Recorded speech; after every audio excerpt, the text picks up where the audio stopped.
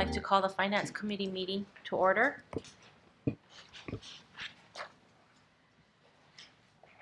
Okay, first of all, we're calling for public testimony on all agenda items. Barbara Armitrot, good morning. Good morning. Where's everybody today? Anyway. This is just the Finance Committee so far. I know, but I didn't realize that the last minutes were April. Was it that long ago? Anyway, I wanted to say that I hope the board and the Finance Committee, they continue the level of questioning that has been going on in the past couple months from the members that have just left. I would like to see that continue. Thank you. And I don't know with the presentation if I'll have any questions, so I might afterwards. Thank you. Of course, Good thank to you. see you, and congratulations for being the chair. Oh, thank you. Okay, so this is the first time I'm chairing this committee, so you have to forgive me if I don't do something exactly correctly. Okay, so first of all, we need to approve the April 21st, 2016 minutes of the meeting of the Finance Committee. Yes, that was back in April. The Finance Committee no longer meets necessarily every month, as the minutes state. We meet as needed. And usually we meet for change orders, but now we bring the change orders to the full board. So, can I get a motion for approval of the minutes? So moved. Second. All in favor? Aye. Aye. Okay, thank you. The minutes have been approved. All right, so now we're going to move straight into our fiscal year 2018 operating and capital budgets. We'll start off with a presentation by staff. Diane, So, Brendan will start first. Chair Fujii, thank you very much. Brendan Morioka on behalf of HART. Diane Arakaki, our CFO, will give the presentation on our budget requests. And I do want to start off first by apologizing that some of our materials were not posted like we normally do. Part of the process that we have been going through in developing this year's budget is somewhat different than how it has been developed in the past. There was not as much engagement at the lower levels by some of our staff departments to get their feedback and build the budget from a bottoms-up approach. It had traditionally been a top-down approach, and so that's not something that some of us who have worked in both state and city agencies are normally used to. So we have changed it this year, and so we have had some last-minute dialogue over the last 2 weeks, which is why some of our materials have been a little late in being provided to the public, but also it's some of our briefings over the last 2 weeks, some of our numbers have also changed because we have been refining them through this dialogue, which I think is far more beneficial to the agency and in really looking at how we are staffing and resourcing this project the way it should. Going from a $5 billion project to an $8 billion project is extremely different in terms of how we need to be providing resources. So I think you'll see some of the changes in this specifically in our requests for additional positions to make sure that we are staffed appropriately for the kind of project that we are delivering at this point. So at that point, I'll turn it over to Diane. Okay, Diane, thank you. Good morning, I'm Diane Arakaki, your Chief Financial Officer, and we're here today to discuss staff's requested budget for fiscal year 2018, operating capital, and a 6-year capital plan. As Brennan just said, we've been continuing to refine the budget, requested budget that was posted on October 27th and referred to your committee.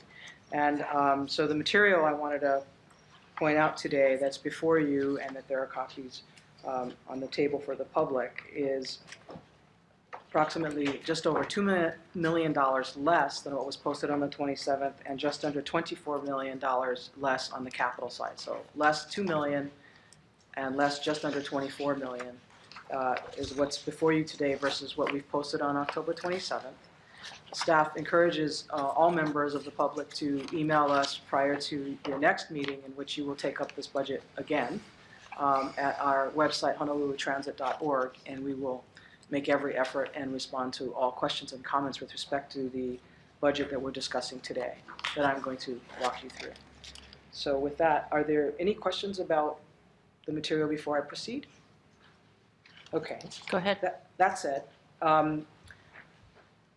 What's in your presentation materials, there's two packets. One is a presentation with several slides, which will be summary slides of the operating capital and 6-year plan that I'll be presenting. However, I will be walking through the other more voluminous document, what is the full budget submittal for the operating capital and 6-year capital program. So with that description of how I plan on making my presentation, I'll proceed. What I'd like to talk about is the budget schedule first, our budget process and schedule. As you know, and as I've stated, the requested budget was presented to the board on the 27th of October and referred to your committee. And we are meeting today and conducting a public hearing on this budget, and I'm presenting staff's requested budget in those areas. I understand there will also be a meeting on the 21st in which this committee and the full board will take up and approve our requested budget, from which, as you know, per city charter, we are required to submit, HART is required to submit our budget to the mayor and city council by December 1st each year for the upcoming fiscal year. After which, in the winter and spring, the council will review our budget as they normally have and make recommendations, and I will be returning to you with a budget for your consideration and the adoption by the board before June 30th of 2017 for the fiscal year beginning 2018. That would be July 1st, 2017 through June 30, 2018. So that said, are there any questions about the schedule and the process for our budget, which follows prior year's schedules very closely? If not, I'd like to discuss the operating budget before you, where staff is requesting $34,672,125 in our operating budget for 2018, which reflects an increase of just under 11%, most of which is due to requests for 16 additional staff, which I will address a little bit later in this presentation.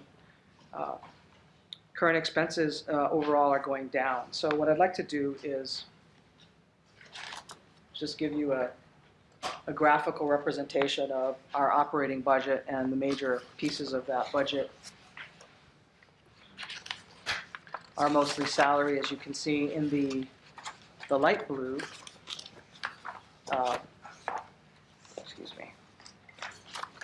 Debt service, which we're planning, as we have been planning for several years now to issue and finance. This project makes up the other large portion of our operating budget request. The purple shaded or slice of the pie is rentals, most of which is for renting three floors and in this area down here on the first floor for our operations. It also includes rentals of our copier machines. So I think what I'd like to do right now is list this and go through it.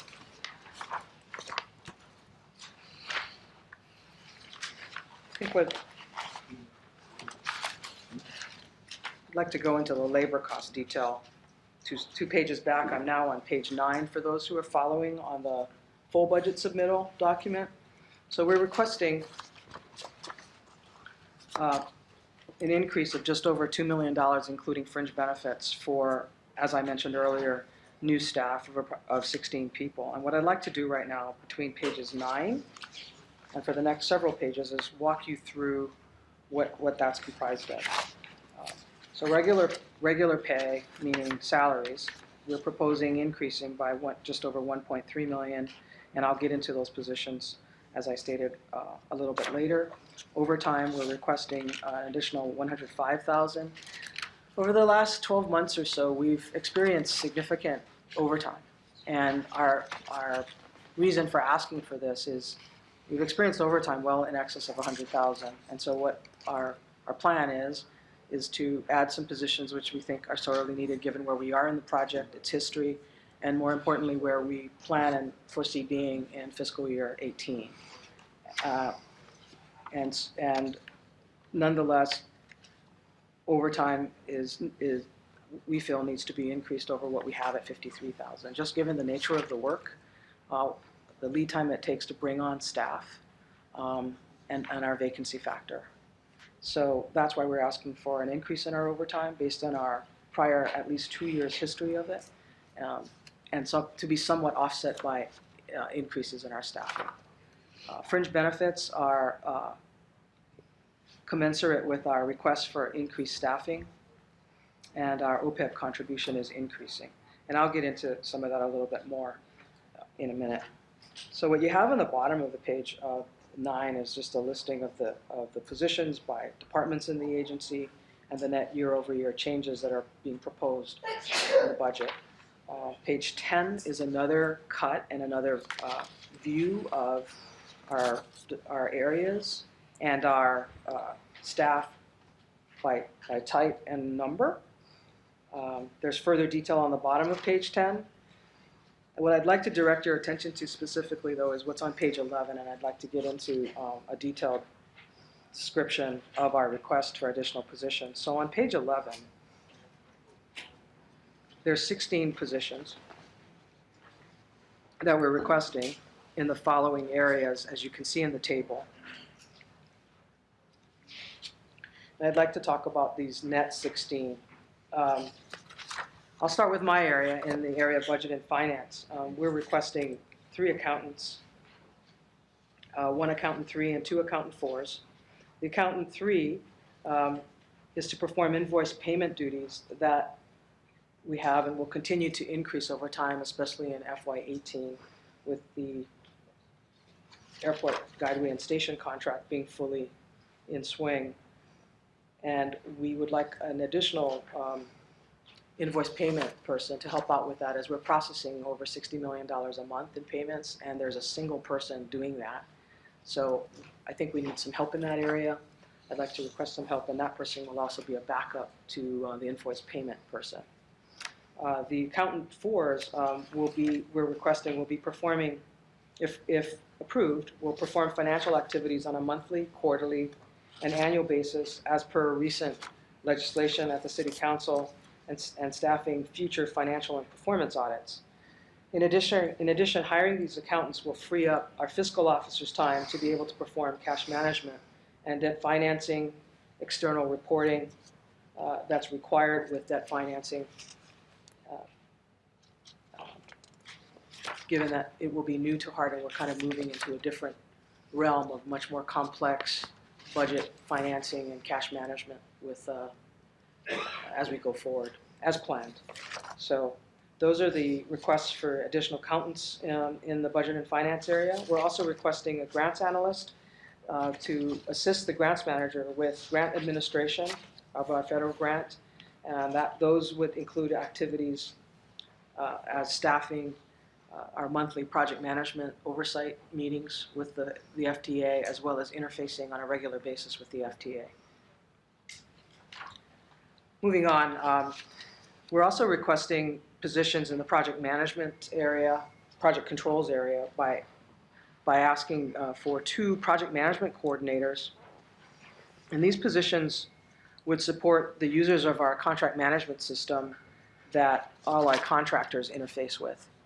And it is the primary automated system by which we manage construction of our project. So the contract management system consists of Oracle Primavera contract management database and SharePoint. And as I said earlier, is the repository of all information for the project. So these positions will provide assistance to our CMS users in monitoring their projects, both HART as well as our contractors, and interfacing with our contract staff to keep all of the information and processes reporting running properly. I think I'd like to also point out that management of the CMS system and improving how we manage that system and its interface with our financial management and the city system was mentioned in the most recent performance audit by the city auditor. And so these positions being requested are in part in response to some of those recommendations. The other position we're requesting is a technical support position to support CMS, and will ensure that the database will respond to questions on our database and provide technical support to city staff and our contractors on it. So that's project controls.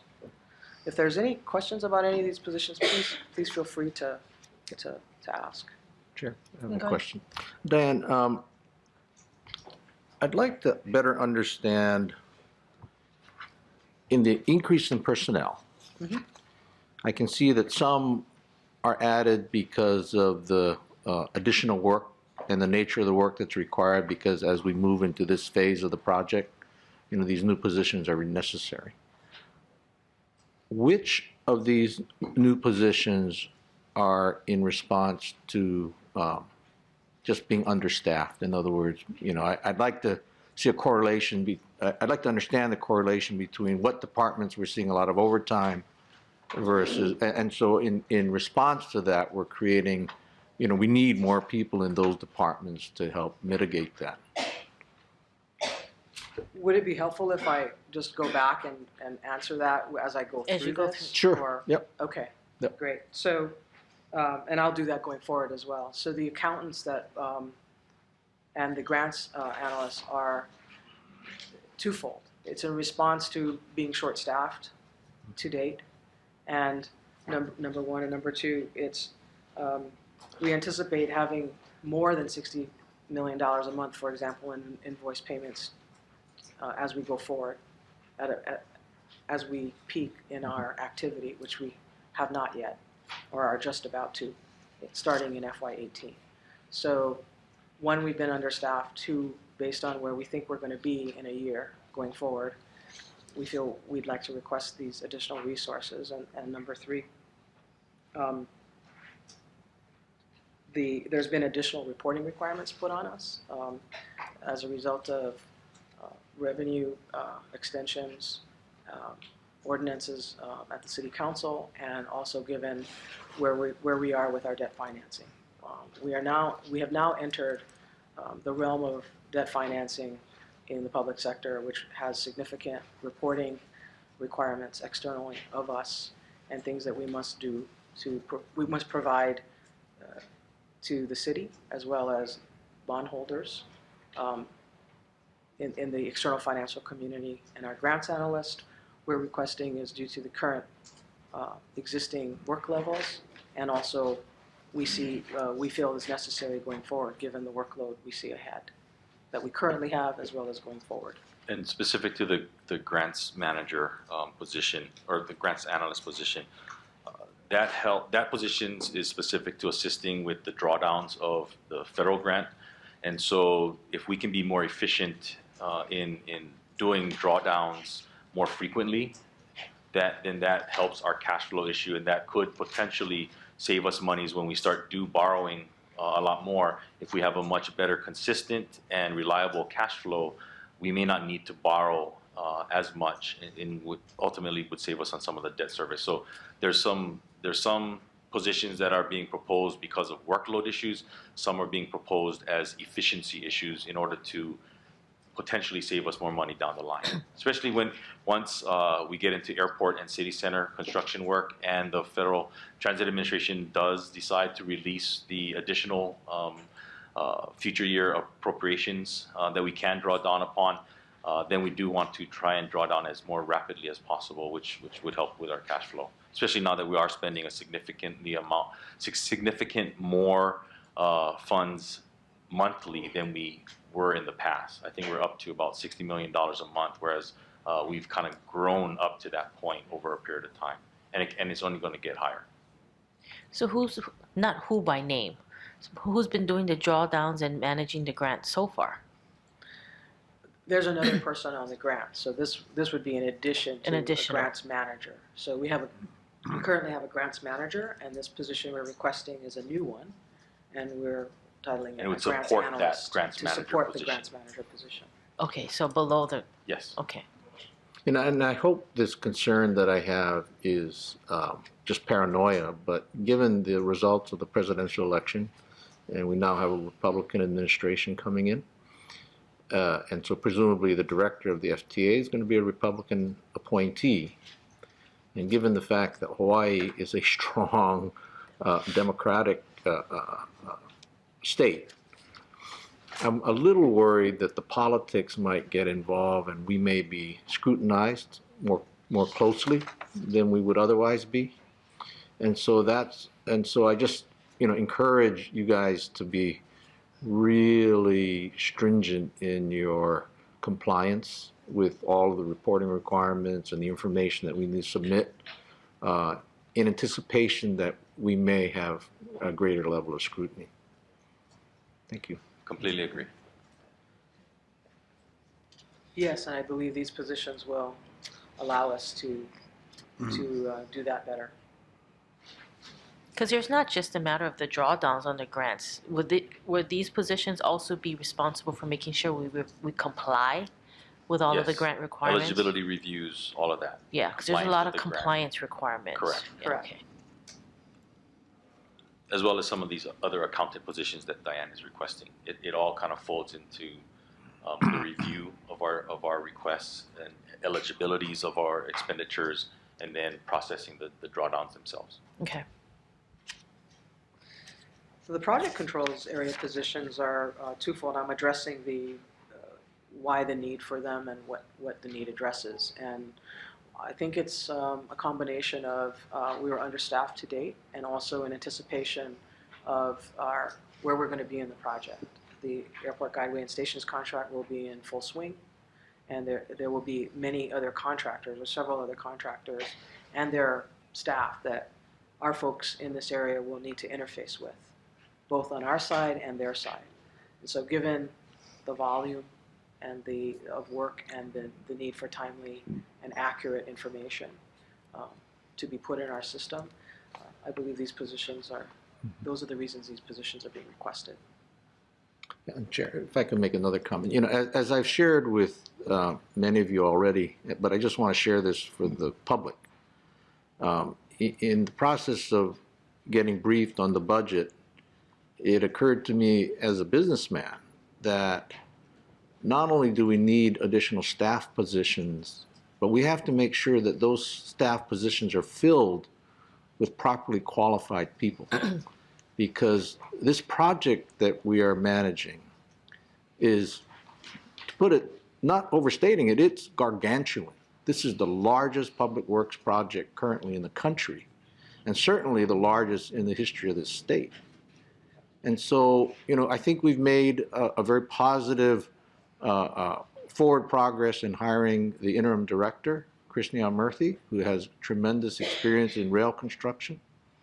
But if we don't provide him with a support team that are qualified, have the experience to properly oversee this project and manage it, we can't succeed. And based on my review of the salary levels that are being proposed for these positions, I don't know how we can hire qualified people at those salary levels, not with the level of experience we need. And so I just want the public to understand that, sometimes to do the right job, you have to spend a little more money to get it accomplished. There's an old saying in business that, to make money, you got to spend money. Well, this is not a project to make money with, but the point is the same. If you don't have qualified people in the requisite positions, you're not going to succeed. And so, me personally, and I can't speak for the rest of the board, but that is going to be a very serious focus of my efforts to make sure that HART is properly staffed with qualified people that are fairly compensated. Because the other problem is that if you don't fairly compensate these people, not only are we not getting qualified people, but we become a revolving door. And that has proven to be the case in the history of this organization. And every time you lose a person and you have to rehire someone else, you got to retrain them. It's extremely inefficient. You take resources away from upper management that should be focused on more important things. And then it becomes a never-ending cycle. And so we keep getting further and further and further behind. And I want this organization to be proactive, not reactive. And the only way we're going to be proactive is to have the right staffing with the right qualified people, and they stay put. We don't hire young people that are brand new, learning on our dime, and then once they gain some valuable experience, they get hired away somewhere else at a higher salary level. That makes no sense. So I just want to share this view with the public so that they understand the direction at least this board member would like to see the organization go. Thank you. Member Lee, we do appreciate your comments, and you very much articulated our challenges and struggles in our ability to hire and then retain good people here at the agency. So we appreciate your support on that, because it is very difficult to hire people when our parameters are based on civil service requirements, when we are not a civil service agency. And so bringing people in on a temporary basis at these lower salaries are very difficult. And then we have become a training ground, because this project is very diverse in the kind of experience that our employees get, that other agencies or businesses see our employees as very good additions to their agencies because of the experience that they've gotten with being able to give them a promotion. So that's where we have had quite a bit of turnover over the last few years in people actually taking promotional opportunities, because we cannot compete with some of the salaries that are being offered from the outside. So appreciate your comments.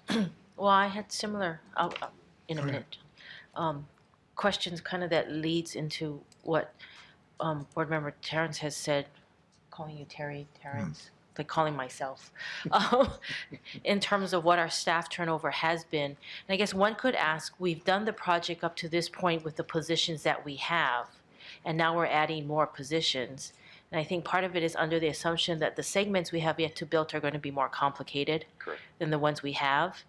And as history has shown, we need more resources, not to generate more revenue, but to control the project appropriately and the costs, correct? Yes.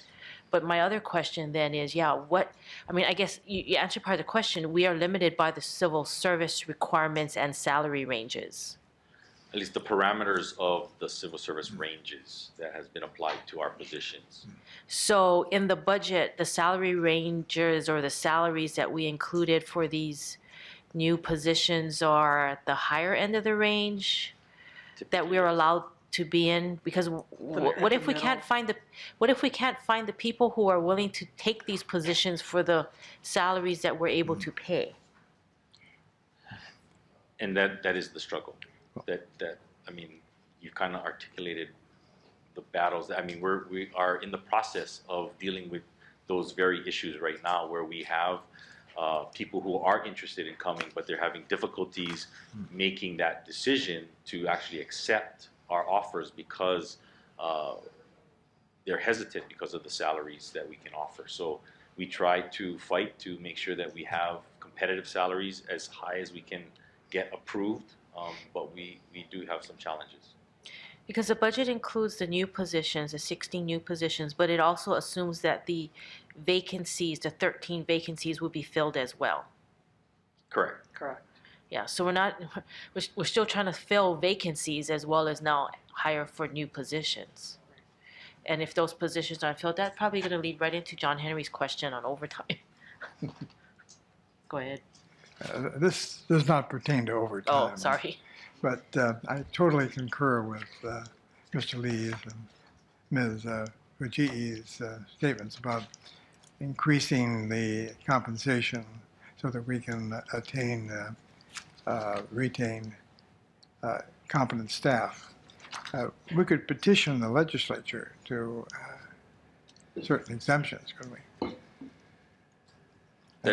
Not necessarily the legislature, but maybe the city council or the administration. So are we thinking about our strategy as to how to accomplish that?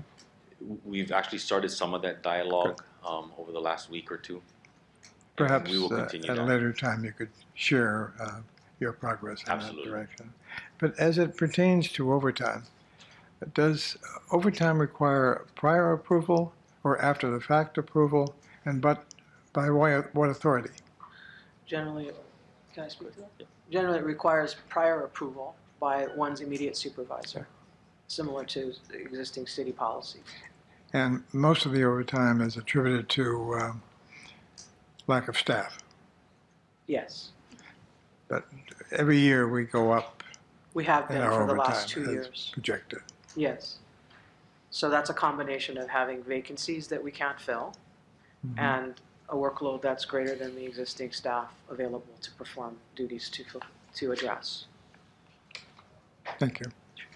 And what was the comparable, Dan, for the overtime that we were budgeted last year versus what we're actually expecting I to think expend? Yeah, the most recent 12 months, we're at 55,000 approximately in our budget, and in the most recent 12 months I looked, we've spent And- 300,000 in overtime. And most of that was attributed to lack of staff.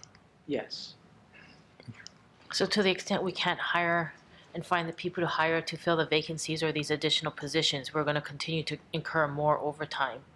But I guess the overtime cost could potentially be more than what's budgeted, but that's going to be offset by the reduction in salaries for the positions we're not filling Correct. or not able to fill, right? right.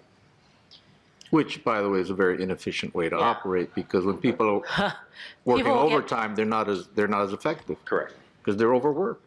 And they'll get burnt So out our and they'll leave. priority is to fill the positions. Yeah. And I just want to share another comment with the public. I learned in the course of being briefed on this that there are some staff persons that voluntarily work overtime and don't ask to be paid for it. And that is, I think, a testament to the commitment of many of the staff people, or at least certain staff people, their commitment to the city and county and the state and this project. However, as I've commented, it's not something they can waive. If they work overtime, they have to be compensated for it. That's the law. So, while we applaud that effort, unfortunately, we can't take the benefit of it. And so there you go. We really do have to fix the staffing problem. Go ahead. One follow-up question, Diane. Could you comment on occupancy costs? I'm sorry. Occupancy costs? The rent. Oh, rent, yes. Do you mind if we finish the labor first and Okay. then move to I'm occupancy? planning on getting Yeah, to that. she will get to Board that. member. I'm going to, that's very much included in my presentation. So, shall I continue? on it? Continue, Okay. sorry. The planning permitting, we're also asking for a couple of positions in planning permitting and right-of-way. One is a systems planning analyst that will work with our systems planning manager with respect to environmental documentation, ridership studies, bus rail integration, and external agency coordination with agencies like HCDA, HDOT, and OMPO. The other position we're requesting in this area is for a right-of-way agent to meet current and future property acquisition needs by replacing currently contracted consultants, given the high cost and frequent turnover that adversely impacts the quality and work products of this unit.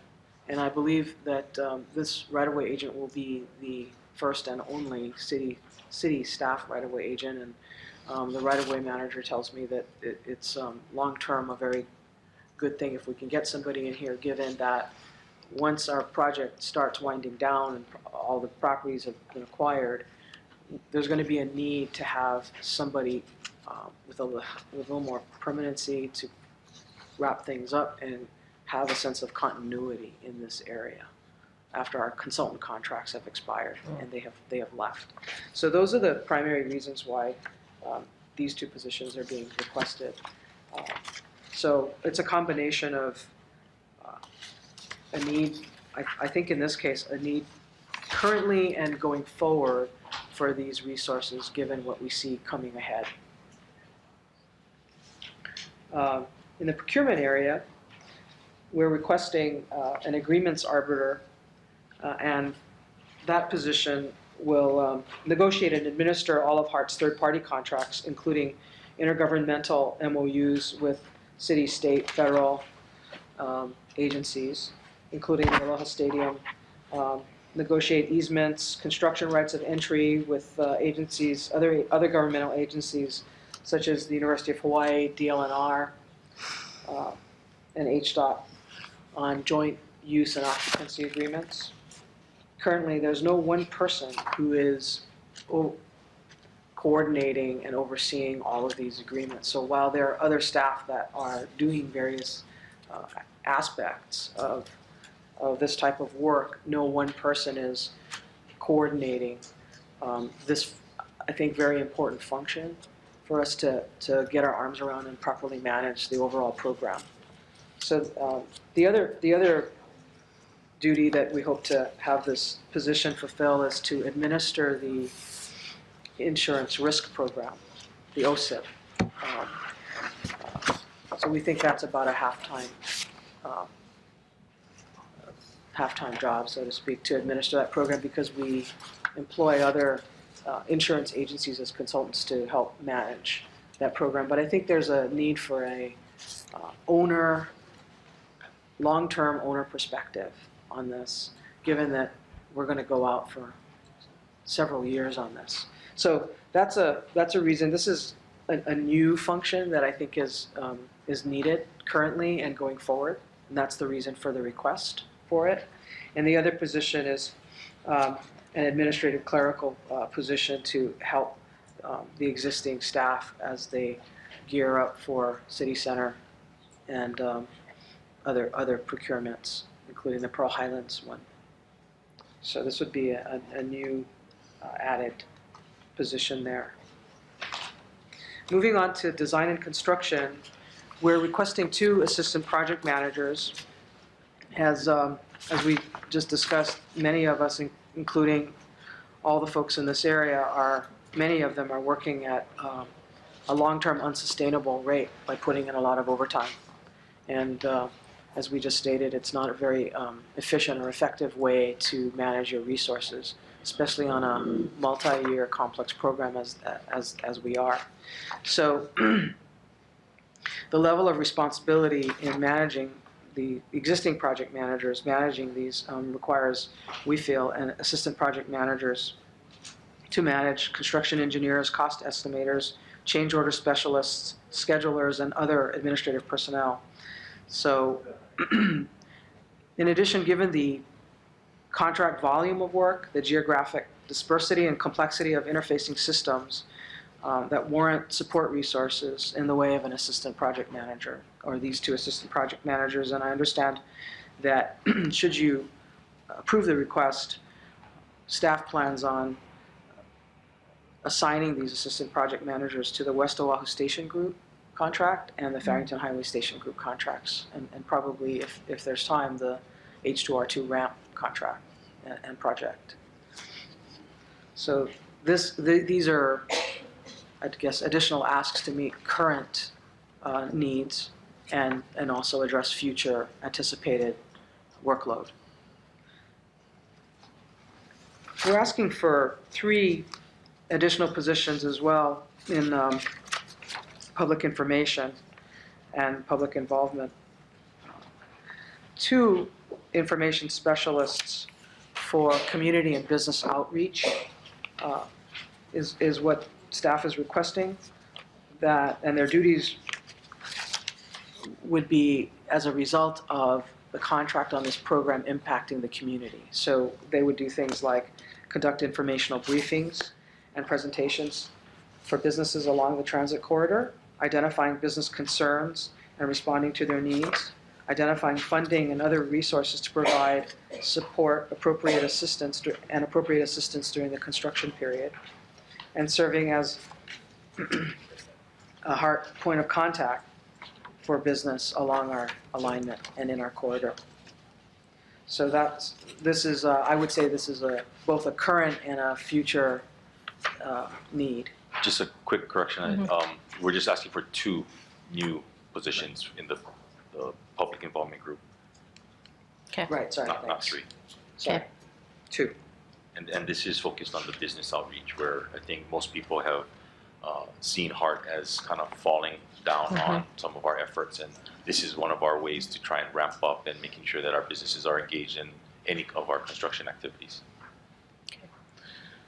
We've also attached a larger map or chart for you, because we apologize for the, I'm told that if you had 20/20 vision, you should be able to see this, but I'm not able to, and I have 20/20 vision, so I've attached a larger organization chart that highlights the specific and all the 16 new positions being requested and where they are in the organization for your information. That said, those are our 16 positions that we're requesting be added, given our past, current, and future anticipated work activity needs. Okay, so Diane, can you explain, because there are 16 new positions, but if you look at the comparison of the 2017 FTEs of 138.5 and 2018, we're looking at 137, that's actually a decrease of 1.5. That's right, overall. So I think you need to explain the HDR Yes. piece. Thank you. So what we've done, what this reflects here on page 9 is, in prior years, we have included in our head count approximately 20 staff that are on contract with, as management consultants, whose salaries and whose costs are paid out of an existing capital contract. So while we counted those folks in our head count, they were never part of, and nor are they still, and going forward, going to be part of our operating budget request. So the head count was here, but the money was in the capital budget, and so that's why the numbers are off. Thank you for So we're just bringing moving that the cost to the appropriate either operating or capital budget. yes. Okay. Correct. And that's And what- our head count is meant to reflect the number of city employees rather than inclusion of consultants Okay. in our staffing head count. And it would be consistent with best practice in government budgeting. Okay. Have we benchmarked, not that there's any project out there that is exactly like ours, if it's even possible, have we kind of benchmarked or looked at other projects to see if we have the right mix and number of staff? We have done that a few times in the past, and one of the difficulties is that many of these agencies staff their organizations very differently. Okay. Primarily because of the fact that most of them are already in operation, so they do have a lot of transition or overlap amongst their various operational departments and capital delivery departments. So, but one of the things that we are doing as a part of the peer review that the FTA has requested and APTA is assisting us in, and I believe they're going to be coming in within the next month or so, is a review of our organizational structure. So that is a part of their task that we've asked them to look at whether or not we're structured appropriately, or if there are some suggestions for by them to tinker with our organizational structure. Now, what are we gonna do if when they come in, they actually suggest that we need additional staff? Or when our interim CEO or executive director comes in and Murthy says we need more staff? What are we gonna do? Right. And Murthy does have a copy of our organizational Okay. structure and our budget, so he is actually taking, because he's already shooting us emails with some questions and clarifications, so he's already on the job. And so I'm sure he will have some suggestions, but during the budget process, I do believe that we will have opportunities through the council hearings to work with the council and the board on making suggestions on how we can make some amendments to our proposed Okay. budgets prior to final adoption in June. So Okay. we do have opportunities to take advantage of some of these recommendations. Any other questions on the labor piece? No. Okay, Diane, move on. Okay. I'm on 14 now. Of the budget submittal, and again, this is just more detail on our overtime, which I believe we've already discussed, so I won't dwell on it too long. In fact, I think I'll just move past it. What's also on this page are details of our fringe benefits and our rate, our effective rate for next year, just so you know how I came up with the number, how we came up with the number is 46.6% is the benefit rate that we've applied to all salaries, including the additional 16 that we're requesting here. And what's depicted here is the various rates for the various types of coverages, starting with the largest one being retirement at 17%, healthcare, unemployment insurance, and Social Security. Okay. So moving on, with respect to benefits, the next type of benefit in the personal services area is OPEB contribution. That stands for Other Post-Employment Benefit Contributions. And it is listed here. We're going to have an increase of $100,000 given the most recent valuations provided by Gabriel Schroeder Smith and Company, who provide actuarial numbers to both city and state and all EUTF employers. That stands for Employee Union Health Trust Fund. So this increase of $100,000 from the current fiscal year to next fiscal year will bring us up to 80% coverage. And so then we'll be ramping up to 100%. So if you recall, we're taking several years, 3 or 4 years, to become fully funded in this area per state law. So current expense. Sorry? Oh, sorry, I thought somebody said something. No, go ahead. Shall we move on to current expenses? Yes, please. Okay, so current expenses, we're requesting $6.4 million, just over $6.4 million for current expenses, which over the current year is a decrease of just over 10%. And without further ado, I will just dive in and go through some of the major changes that are on this table and in the subsequent pages on our current expenses category. We're requesting an additional $16,000 under communication services, and what it is for is for additional licenses for our contract management system. And given we're going to be ramping up with the AJS contract, I think that would be prudent for us to budget for. The decrease there that you see in computer software maintenance of $85,600 is mostly offset by, so there's a decrease in this category, and it's offset by an increase in the next set of costs under equipment and software, which is on page 20, but I'll get to that in a second. It's offset by an offset of $75,500. So we're decreasing here and increasing there, and it's to better reflect what those costs are. So I'll get to that as we go through this. Fees and memberships are being increased. And by the way, the computer software and the offsets that are going on are all inclusive of our information technology license maintenance agreement renewals, additions there, include some additional computers and upgrades, hardware, software, and maintenance agreements. So I'll get to that further on as well. Moving down, fees and memberships, the significant increase here of $96,390 primarily reflects an increase for our fees as a member of the Oahu Metropolitan Planning Organization, which we had not had in our budget in previous years. And we're paying this year, and we'll be paying in subsequent years approximately $100,000 to about $120,000 a year as a member of OMPO. So that explains that increase. The $6,000 increase is for parts and hardware. That's for some of our hardware acquisition and computer upgrade costs. This basically the cost of doing business. We have some computers, I understand, that are about 6 years old and are not able to use current software in order for folks to perform the duties of their jobs. So that's part of what that's for, or that's why that's there. Shall we go on to professional services, direct reimbursement?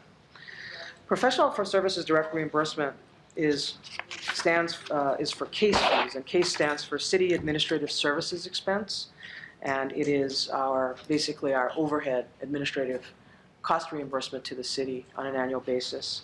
It is calculated based on 5% of our budgeted operating budget, and we pay it, but that's not what we pay. We pay based on what we actually spend.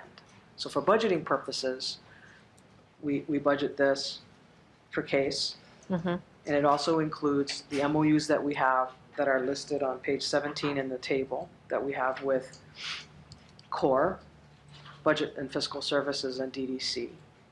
primarily you'll see it's for core services on the MOU. So it's a combination of both administrative overhead costs to the city, because we utilize their services, and also where we, with some departments, we have direct memorandums of understanding for services with. So that represents the increase there. And under professional services other, there's a significant increase there of $383,000 for next year that we're requesting, and that is primarily to fund business and community outreach programs, including paying for a couple of folks who are working with the Small Business Development Corporation. So I think the breakdown there is about $180,000 for 2 people at the Small Business Development Corporation, and the balance for additional outreach programs that includes community events, town hall projects, educational and promotional video production. So that's what most of that's for. Now we're on to rent, Member Felix. Rent here is, we're requesting an increase of $676,433 in next fiscal year's budget. The story here is that, if you recall, City Council recommended decreasing our budget for rent by $806,000 in the current year. We currently have a multi-year lease on our 11th floor, or our floor that we would typically want to look to get to not use in order to comply with a reduction in our rent. Unfortunately, we have a lease that runs through the end of the current year, and the cost of getting out of that lease would be probably more than paying the lease through the rest of this fiscal year. And more importantly, going forward, from consulting with several staff about what the future looks like, it appears that we will continue to need all the space we currently have to house ourselves, as well as our consultants and other contractors, including construction, engineering, and inspection contractors that are representing our interests as the owner. Had we not housed them in our space, they would need to go out and find office space at probably higher costs, if not comparable. We're currently at $3.03 a square foot here, including common area maintenance, which I understand is par for the market. It is not outrageously high or low, but is a competitive rate. But more importantly, had we have our contractors rent space on their own, they would end up adding a markup on that, which would ultimately cost us more to house them. So we would either be paying more through existing and future contracts with our contractors and consultants by not housing them here.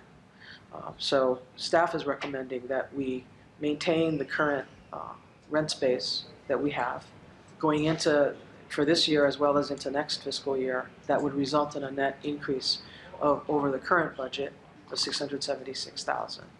Because the current budget was already reduced by the Yes. $800,000. Yes. John Henry, you had a question? No? So a lot of these, well, the leases for the spaces are expiring. Just for the 11th floor. Okay. It expires in the summer of 17. 2017. And we're intending to renew that lease? Right now, we are looking to, as our more than likely option, is to renew that lease and try and marry the ending of the lease term up with 17 and 23, which is in 2020. At that point, we've already started internal discussions, as well as some discussions with the council, that our intention is to begin the process to look for a permanent home for HART that is in some place, in a facility that is more reasonable, that we can justify existing in over the long term. So we will be starting that process as well, so that we can have some place by the time that these 3 leases ends in 2020. And I would point out that, you know, part of the reasoning for HART to house our consultants and pay for their space while also reducing their overhead and multiplier is a part of their contract was a recommendation by the city auditor a number of years ago, which I think we fully agree has saved us quite a bit of money. I think our annual savings is approximately $1.6 million in difference between what the overhead differences would have resulted in terms of having to adjust their consulting contracts. So we believe that the auditor made the right recommendation, and we are following it. And so we'd like to continue that practice. Okay. I see where each floor rental agreement comes up separately. So will you report back to this committee? Absolutely. Yeah.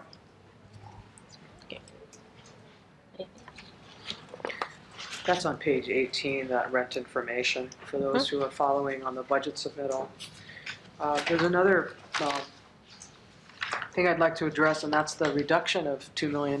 If you recall, last year, council added $2 million to our operating budget for transit, to what's called a transit mitigation fund, and the intent was to have us directly compensate those businesses who are adversely impacted by our construction.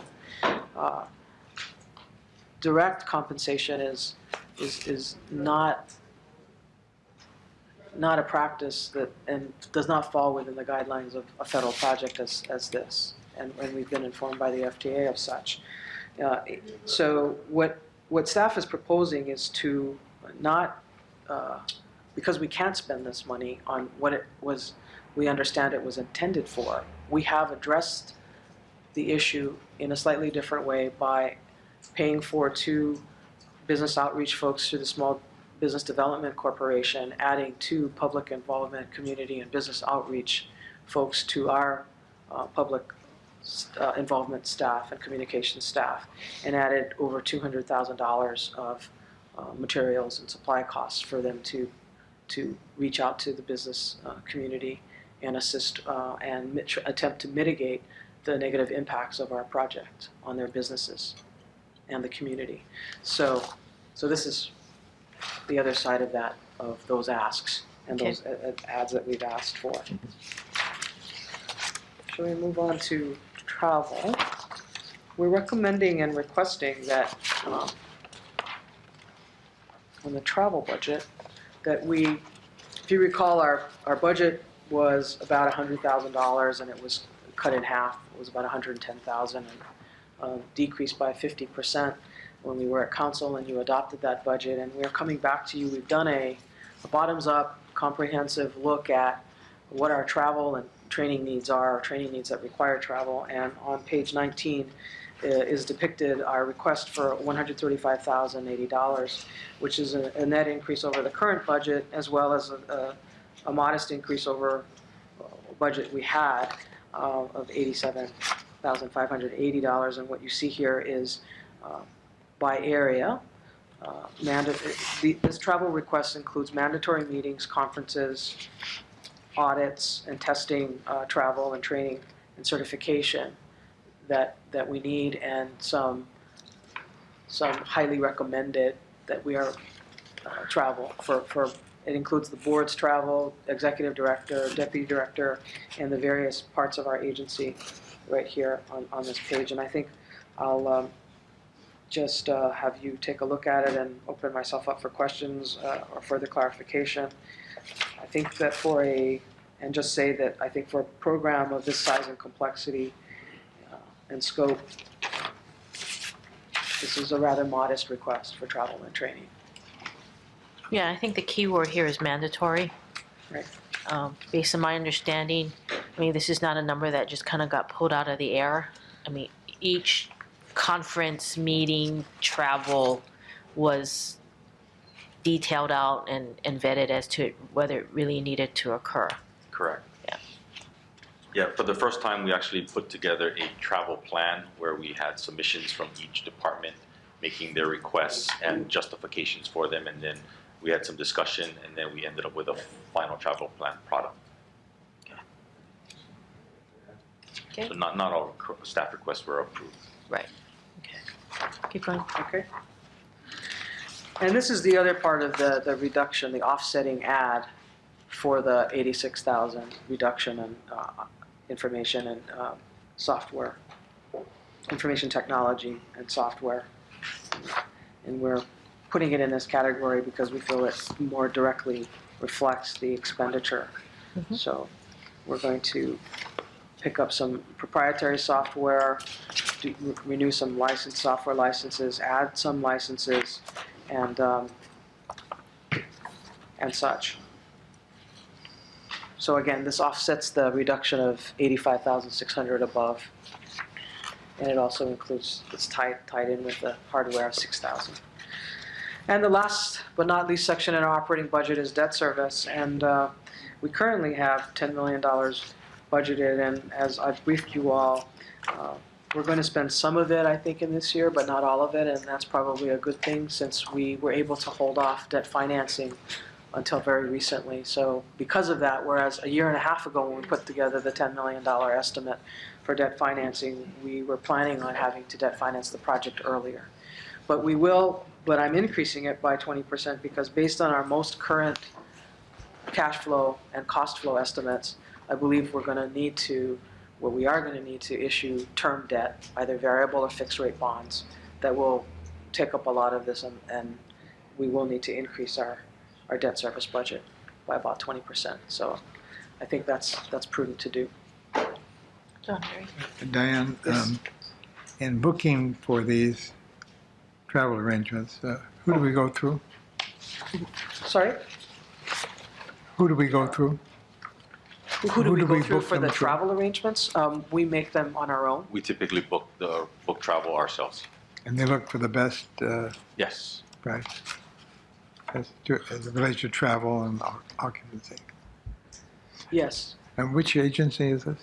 We don't, you mean, we don't use a specific travel agency. Each of our areas has administrative and secretarial support that Would does it be search. beneficial if we went through one company?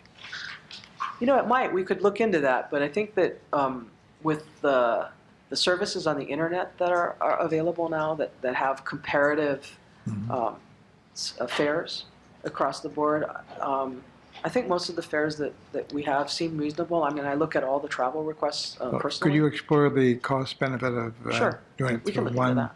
Sure. agency? Will do. Thank you. Are there any other questions on the operating part of the budget? Diane, where do we stand on the 2017 budget? Well, yeah. I know we're not even halfway there, but In general, there are some unanticipated expenses that we have and will be incurring that have occurred that we've become knowledgeable of since the adoption of the budget. For example, hiring a new interim executive director at a higher salary and the costs associated with getting that person, getting him here. The rent issue we discussed. Some I- additional travel because of the recovery plan process that we've been going through with FTA has stressed our travel budget. Severance, things like that. So I think on the personal services side, the labor side of our budget, we may be going over, and as well as the current expenses side.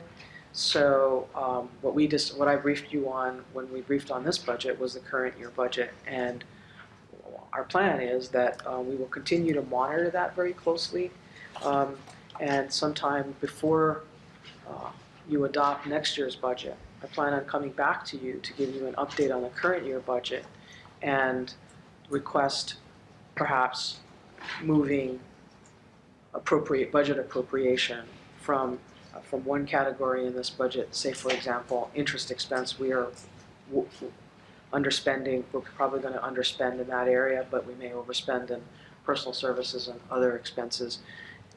Should that come to pass, I would imagine sometime in the spring or definitely by the end of the fiscal year, coming to you with proposed amendments to the current fiscal year operating budget in order not to exceed our appropriation in each of these categories. I just asked that question because for me, getting a sense of how realistic the budget is, I like to see history and how close we were in meeting the budget kind of gives me a sense as to how well we can budget. Although I understand that the process that we went through for the 2018 budget was a lot more rigorous than what we had gone through in prior budgets, Right. right? Correct. And I think there's a schedule here that shows And you that have it in your page- package. Right. You might want to pull that Oh, up. sure, sorry.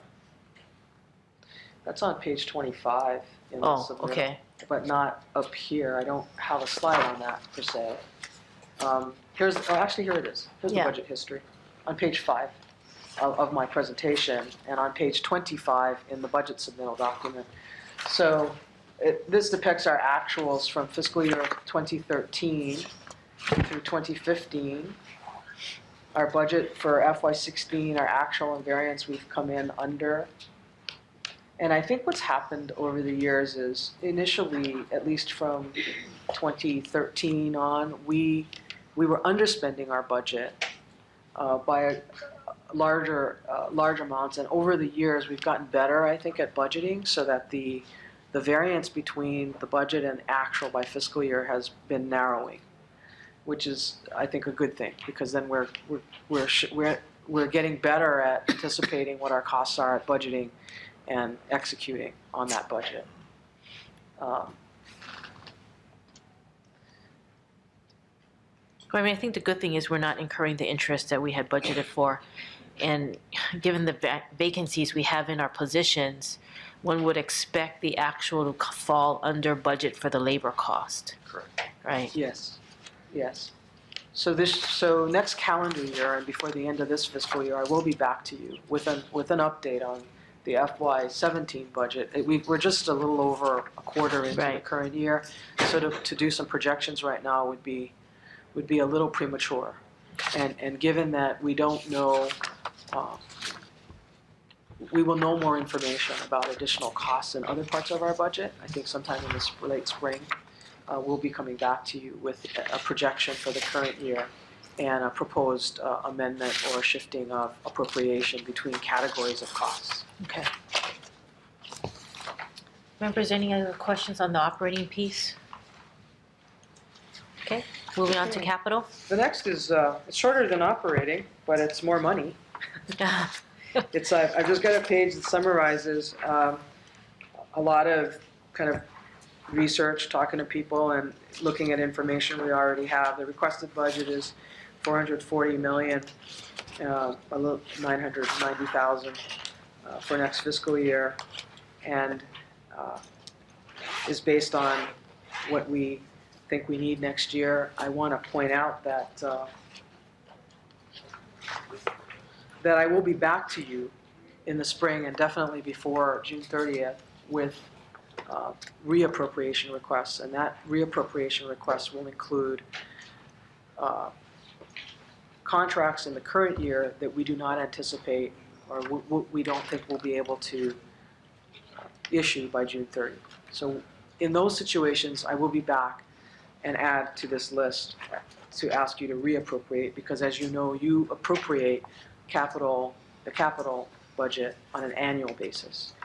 So we come back to you every year, actually at least twice a year, to give you an update on where we are in our capital program and what we need going forward in an appropriation.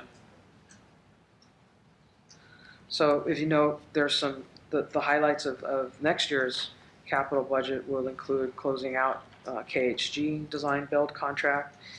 Significant expenditures are down here in the right-of-way acquisition area at over 76 million. New utilities and relocations by private utility owners is also in here, including West Side Utilities clearance issues. And the contingency of 161,300,000 represents contingency from all other existing and active contracts. And the reason we've lumped them here is to give you a summary of and to not put HART as the owner at a disadvantage by disclosing contingency by contract, because some of those we're going to be closing out, and it would be counterproductive for us to list them out in a detailed way. So that, in a nutshell, is our requested budget for next fiscal year in the capital area. And my understanding is we can't budget and appropriate if we don't have the funds, right? That's right. Correct. And so this appropriation is inclusive of our current and existing revenue not to exceed $6.8 billion. So nothing in here represents an assumption of any additional revenue that we may or may not receive going forward. So this is a revenue capped capital budget request for the upcoming fiscal year. Dan, when there are change orders, it's not budgeted in these line items, is it in the contingency?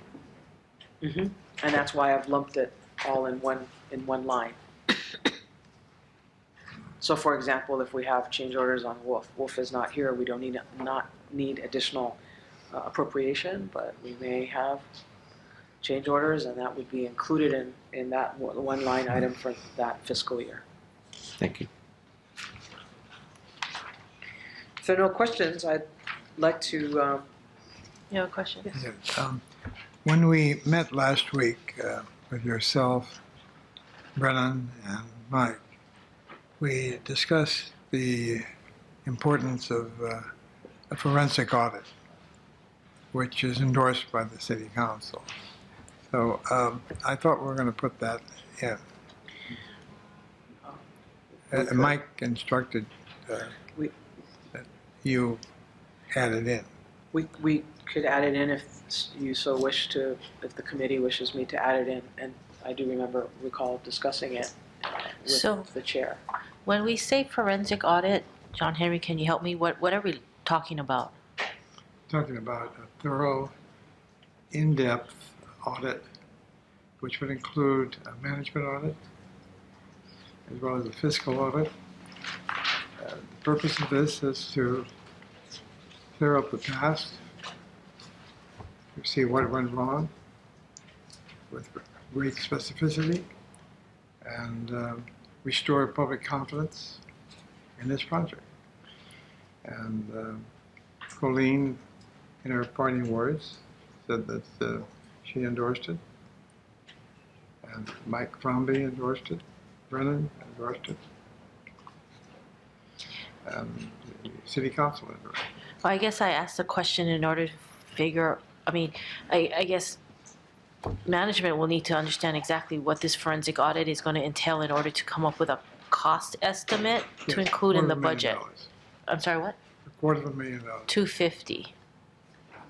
And maybe if we can offer or suggest that we are in the process of developing a historical timeline that will document for the board, for our elected officials, for the public to be able to digest and comment on a timeline with the changes throughout the project's history of budget and schedule, and some detailed discussion on what were some of the root causes of those changes and adjustments to both budget and schedule. And so hopefully that might be something that could address Member Felix's issues in trying to make sure that we better understand some of the history and some of the things that went on that has put us in the situation that we are currently in, both from a fiscal standpoint and a schedule standpoint.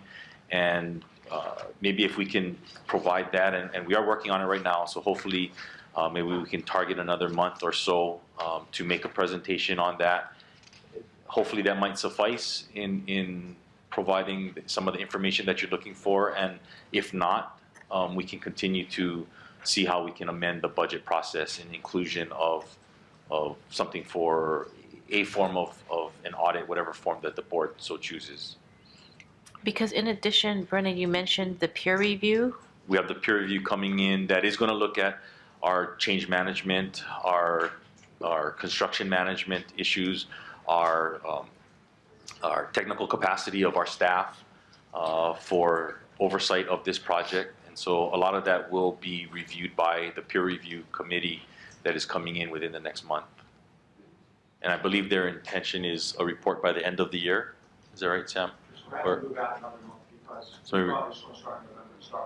so January, they will probably have a report issued to us. Plus, we also have a financial audit on an annual basis. The board has engaged a financial auditor, an independent financial auditor, and I believe we are subject to performance audits by the city auditor.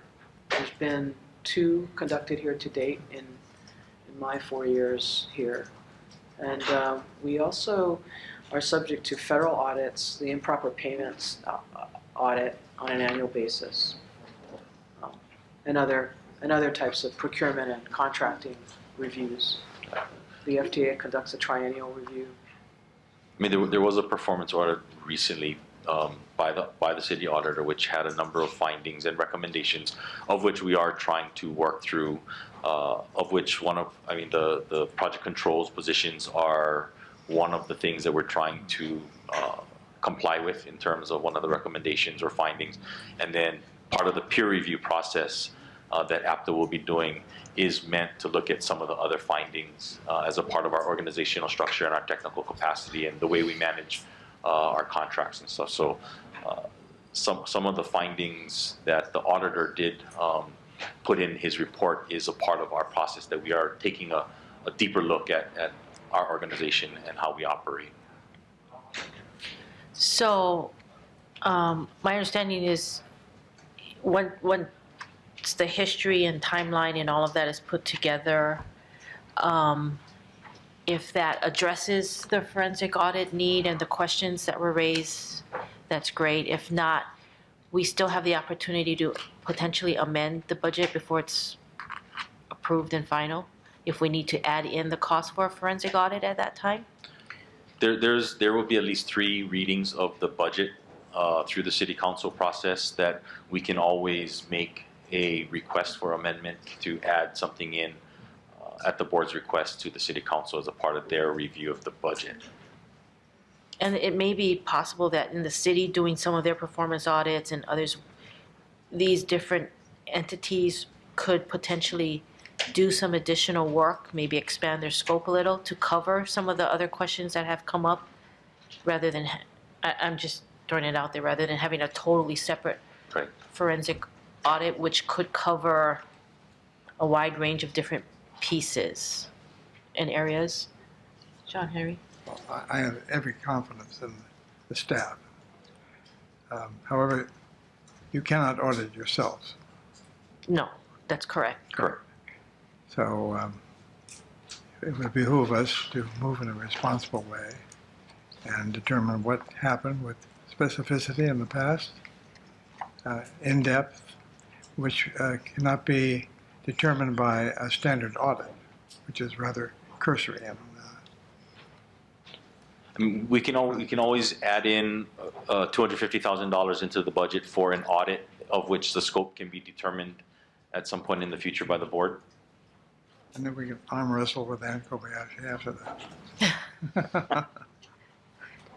Okay, so if we add it into the budget, but in the work that is being done with the timeline and everything, we determine that the matter or the questions, issues have been addressed, then we just saved ourselves $250,000. We just don't spend it. Yes, correct.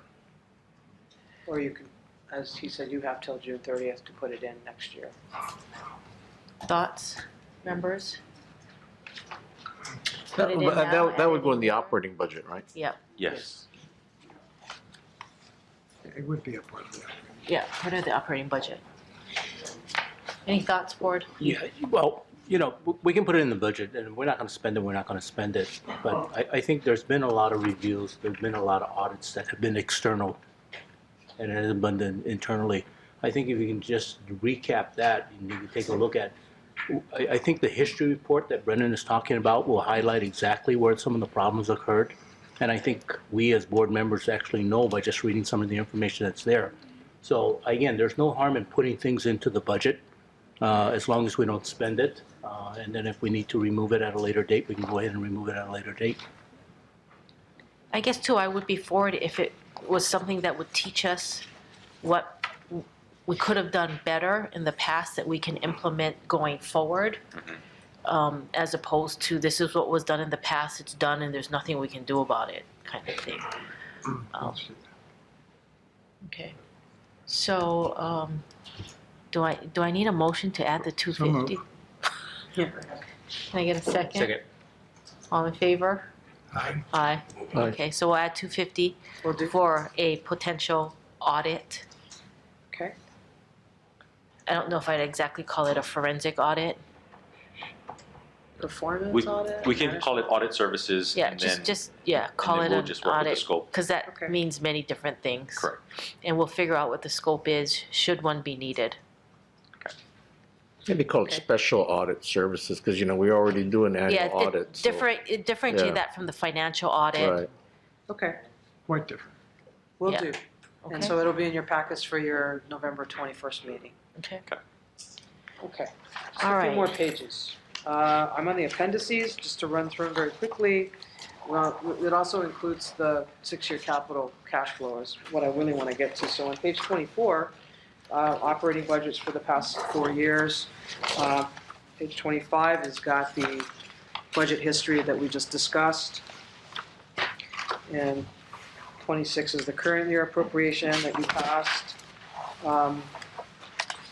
Just want to see, page 27 is where I'm at, is a 6-year updated cash flow. This is a document that you're not obligated to or required to send externally, but that you, per board policy, look at adopting a 6-year capital plan. And what we've done this year, unlike past years, where we put together really a budget appropriation 6-year look, what this is, you have in front of you is a revenue and cost cash flow updated for the project based on this not to exceed $6.8 billion program. So the significant thing here is that it excludes the City Center Guideway contract and the Pearl Highlands Transit Center and Garage contracts. So it is balanced to revenue. As you can see, there's a projected deficit in 2020, which we will have to address, but I think given anticipated events over the next several months, I will come back to you with an updated cash flow before you adopt next year's budget. Diane, on this page 27, it's missing the years at the top of the column, so Oh. maybe you could throw that in Right, there. thank you. We'll put that in. Pick Must whatever have you dropped off want. unintentionally, forgive me. So it's a FY18 going forward. Thank So you. it's 2018 going forward? Yes. Thank you. 18, 19, 20, 21, 22, up to 2023. Thanks for pointing that out. And again, this is not something we need to approve, this is just informational. Yeah, you need to adopt it by June 30 next year, Okay. per board policy. Or approve it. A question, Diane. So on the federal grant revenues, Yes. I mean, how It assumes that we're gonna how spend it certain are down. we going to get it? Well, it assumes that we will get all $1.55 billion of that grant. So that's an assumption. Yeah, In this because I plan. mean, they've got to approve our recovery plan, right, as a Correct. condition of them funding that. And that goes back to your original comment about having a new director at FTA. Right, Right. So this is where we stand as of today. Okay. thank you. What follows after that is an expenditure plan based on, again, a program capped at $6.8 billion. Based on an updated monthly cash flow that we have on our cost side. So it's a bit of an improvement over what we used to have. That gives a better, more accurate picture of where we think we're going and how much we're going to be spending and for what. That concludes my presentation of the staff requested budget for fiscal 2018. Thank Are there you. Any questions? Any questions, members? Don't disappear because we are going into public testimony. Yes, will do. And I see hands raising. Okay. All right, so I'm going to open the public hearing and take testimony on the presentation that was just made by staff. Ms. Armachar.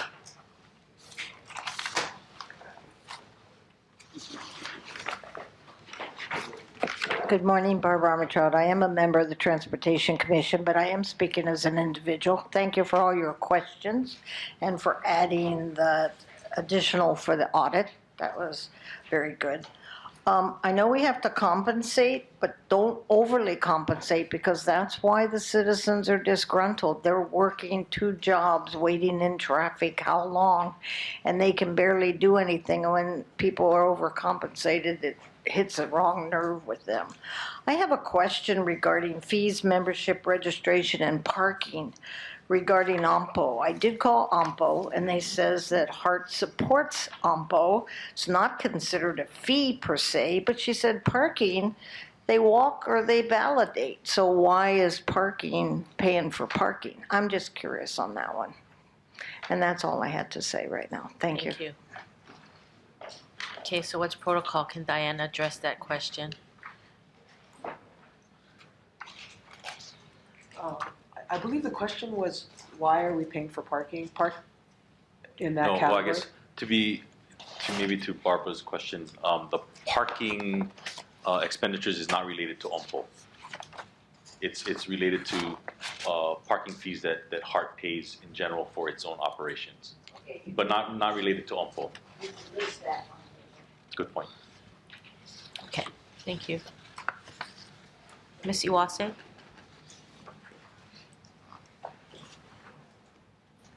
Thank you, and good morning, Natalie Iwasa for the record. First of all, I'd like to address the issue of the forensic audit. I think that something is really needed in this area beyond the financial audit, beyond the management audit. And the reason is as follows. Just before HART was formed, I found $7 million of federal grant money that was netted with expenses. And that was even with the city audit that was done. You know, every year the city gets an audit. And so my question is, why wasn't that found? And if that wasn't found and that wasn't disclosed, what else is out there that hasn't been provided to us clearly? The other concern I have with respect to the auditors, and as a CPA and former auditor, I am kind of bothered that I have to say this, or that I feel I have to say this, but with respect to the auditors, if you go back and look at the contributions, the political contributions that were given to the current mayor and I forget who else, but there are significant contributions that were made by principals of the auditing firm. It leads me to question the independence that they have when they're looking at the HART's audit and the financial information. And so I think that this is really an area that needs to be looked at a little more in depth. And Terry, I totally understand your position that there are many different audits. And so as a starting point, perhaps you could take a look at issues that testifiers have brought up at City Council.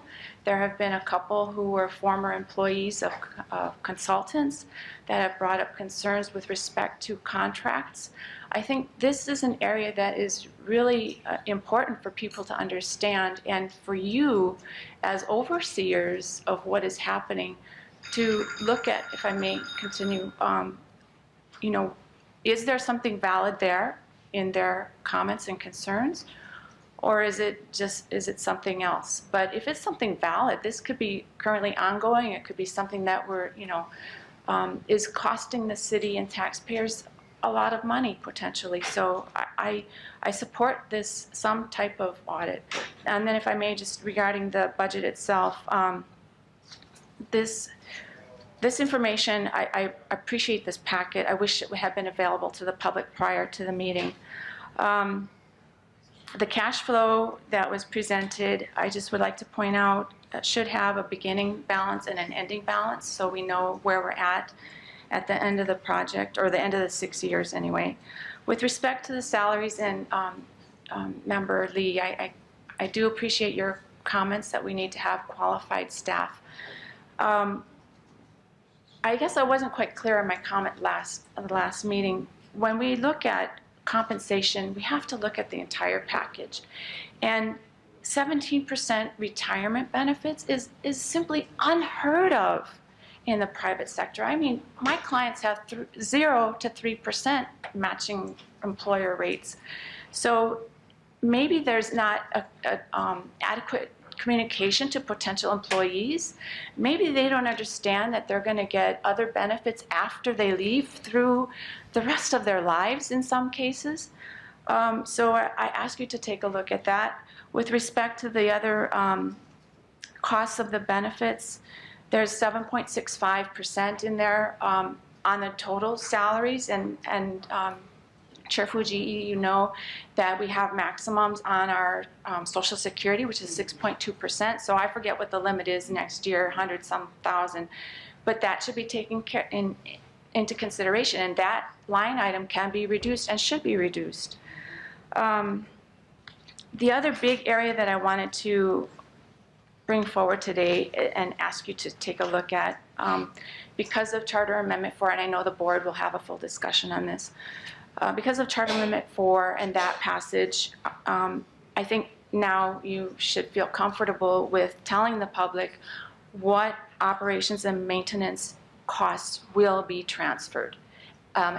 You should at least have an estimate, you know, certain contracts, parts of them, certain staff people, it looks like, based on what is in here on your capital improvement budget. There, it talks about operations, and there's some fair collection consulting going on.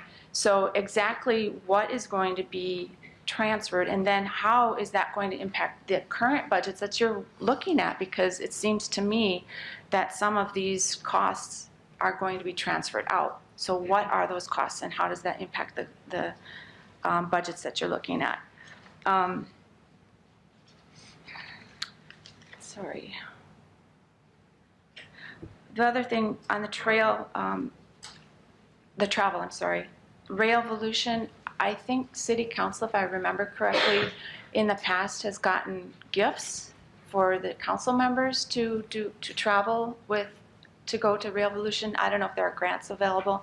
That's something to consider. I do appreciate the comment about using one travel agency for travel. I think that creates efficiencies. And then with respect to interest, again, I ask that in conjunction with the cash flow, the interest be looked at, because just increasing at $1 million a year, to me, that, I don't know if that's a reasonable projection or not. It should be reviewed with the cost of the, or the proceeds and the outstanding debt. So those are, I think, most of my comments, and I appreciate you giving me a couple minutes extra to testify. Thank you. Okay, any other? Yes. Well, thank you, Chairman. For the record, Russell Homa, former DOT retiree as well, so I'm kind of familiar with this whole project from day one.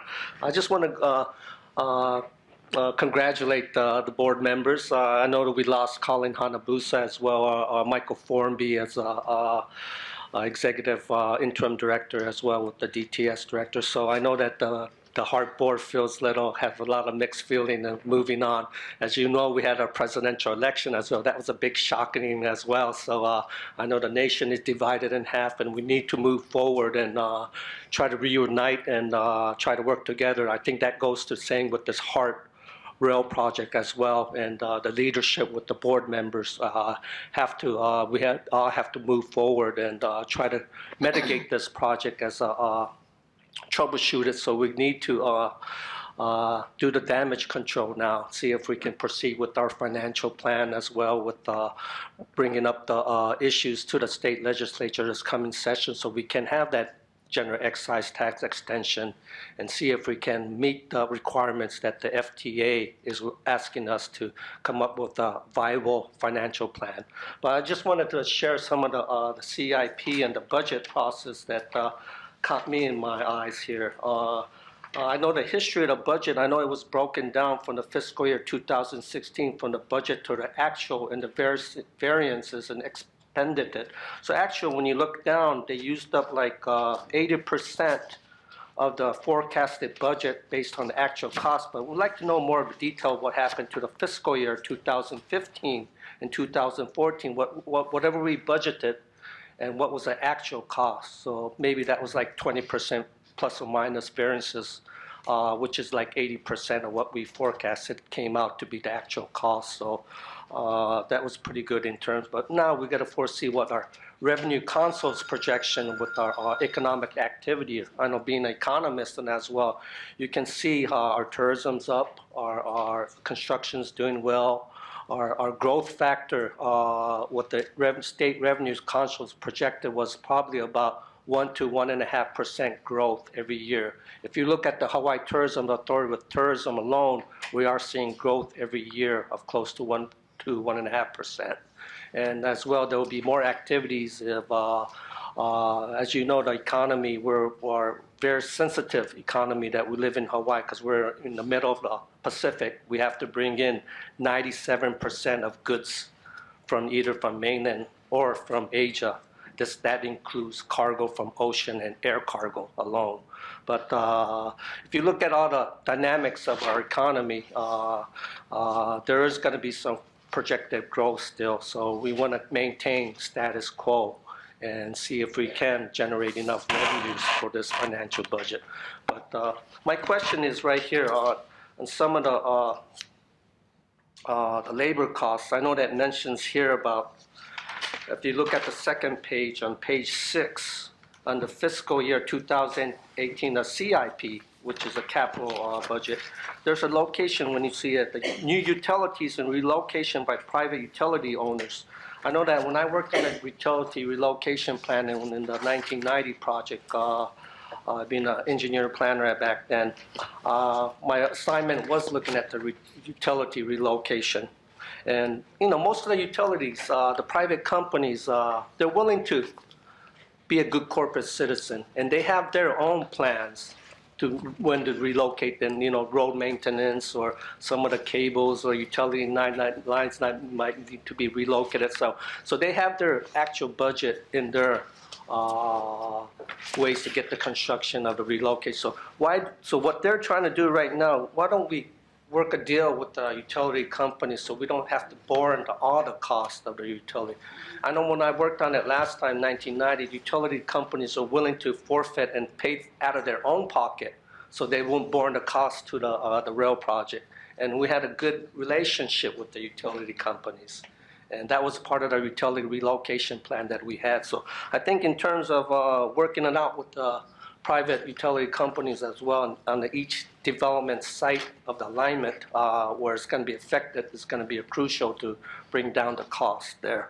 Another concern is on the CIP of 2018 regarding to the state highways coordination for consultant calls from West Oahu Farrington section to Kamehameha section to airport section. That's under the STIP, the state DOT. I know that our DOT director, Ford Furukami, knows about this, but under the STIP, I personally worked on it when I was with the statewide transportation planning office with DOT. That was one of my assignment was to do the STIP, the STEP. So the funding is going to go to city and county, but I know that it's earmarked under the state DOT is asking the Federal Highway Administration for these funds to be allocated. From there, what the STIP and the DOT does is we allocate the city and county for all the county on a statewide basis. So I just want to make sure that the CIP budget is not double dipped here and that it's not coming from the state or, is it coming from the city and county or the HART budget? Because the state DOT is getting these funds for you guys. So I just want to make sure that you guys know what the process is on the STIP here. So those things you might want to double check, make sure that it's not double dipped there. And those things can add up a lot of cost overruns too. So I just want to make sure that the board understands what the detailed analysis of this budget. And the thing about this budget, we don't have the maintenance costs either, budget and maintenance, because we didn't include the maintenance costs. So we've got to find some revenue sources for the financial plan. How are we going to generate revenues for the maintenance? Are we going to do the TOD, the transit-oriented development concept, where we can make it like a state-owned enterprise and sublease the businesses around the train station, so the state or the city and county, in this case, or the HART board, can be the landowners, the landlord, and rent out the space to them and generate revenues or get a percentage of the business, so that way you can pay for the maintenance of operation maintenance costs. As you know, we have this upcoming new election with the president. I know Donald Trump will always say that is the art of deal. Maybe we need to start dealing like art of deal for this project as well, so Can we you can please- minimize the cost. Can you please, are you done? Yes. Thank you. So noted. Any others wishing to testify? Not. We have decision-making to make, members, in terms of, are we recommending approval of the budget to the board? I move that we recommend approval of budget to the board, subject to the modifications that we discussed. Second? Any discussion? All in favor? Aye. Aye.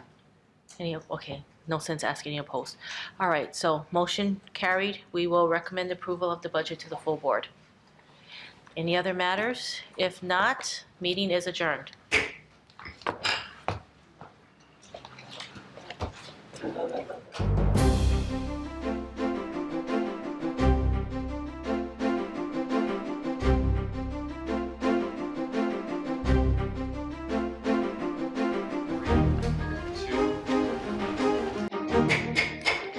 Board of Directors meeting for HART will come to order November 10th, 2016. It is now roughly 10:35 a.m. Our first order of business is the swearing in of our new board member, Glenn Nohara. Glenn, welcome first of all to us, and like I said outside, you sure? There's no turning back. Who's gonna do the swearing in? Okay. Mr. Nohara, if you could please stand, raise your right hand and repeat after me. I do solemnly affirm I do solemnly affirm that I will faithfully support that I will faithfully support the Constitution and laws of the United States of America, the Constitution and laws of the United States of America, the Constitution and laws of the State of Hawaii, the Constitution and laws of the State of Hawaii, and the Charter and laws of the City and County of Honolulu, the Charter and laws of the City and County of Honolulu, and conscientiously and impartially and consciously and impartially discharge my duties discharge my duties as a member of the Board of Directors as a member of the Board of Directors of the Honolulu Authority for Rapid Transportation of the Honolulu Authority for Rapid Transportation of the City and County of Honolulu. of the City and County of Honolulu. Congratulations and thank you for your service. Thank you.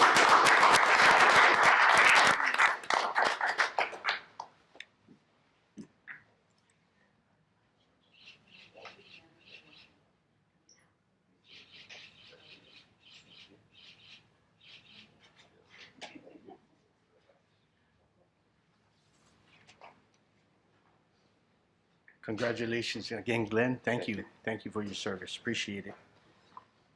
Next on the agenda is item number 3, public testimony on any of the agenda items. I do see 2 that was for item 4, but Barbara?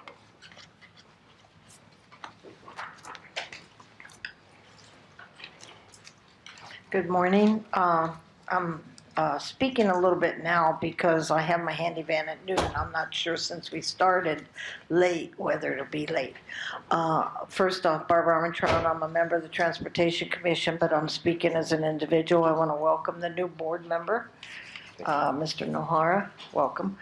I want to make sure that with changes in the board, that you keep the spirit of asking all the questions that you've been doing for the past 6 months. Keep it up at that level, because I think the public really looks forward to that. And I know at the previous meeting, they talked about adding additional positions in compensation and being able to attract people. Well, compensation, but not overcompensation, because there's too many hardworking citizens of Honolulu with 2 and 3 jobs. And when they see people being overly compensated, it's not very, very good. I do have one thing to say about the hiring of the new interim director is I was really disappointed that you were going to give him $400,000 a year when Dan Gravoskis only got $299,000, and this is only someone that was going to be there 1 year to keep stuff that's already moving along pretty smoothly with Mr. Morioka's help over there. One thing I was curious about is when you pay transportation and rental or for a place to live, if they find something less than what you're giving them, $5,000, do you pay just the rent, or do you give them the $5,000, they get to pocket the rest? That was my concern. That's why I wanted to mention something on that, because I live in a 1-bedroom, and I know 2 bedrooms go for $2,500. 3 bedrooms, even $3,000. $5,000 just seems awfully high. If you're just paying the rent, that's one thing. But if you give them $5,000 and they get to pocket the extra, that right there is not too copacetic. But anyway, hopefully you'll be number 4, and I'll still be here. I'll talk on that one later. Thank you. Thank you. Any questions for Barbara? No, thank you. We also have a special guest, Council Member Joy Monahan. Thank you. Hello, Board Chair and members. Thank you very much for having me here this morning.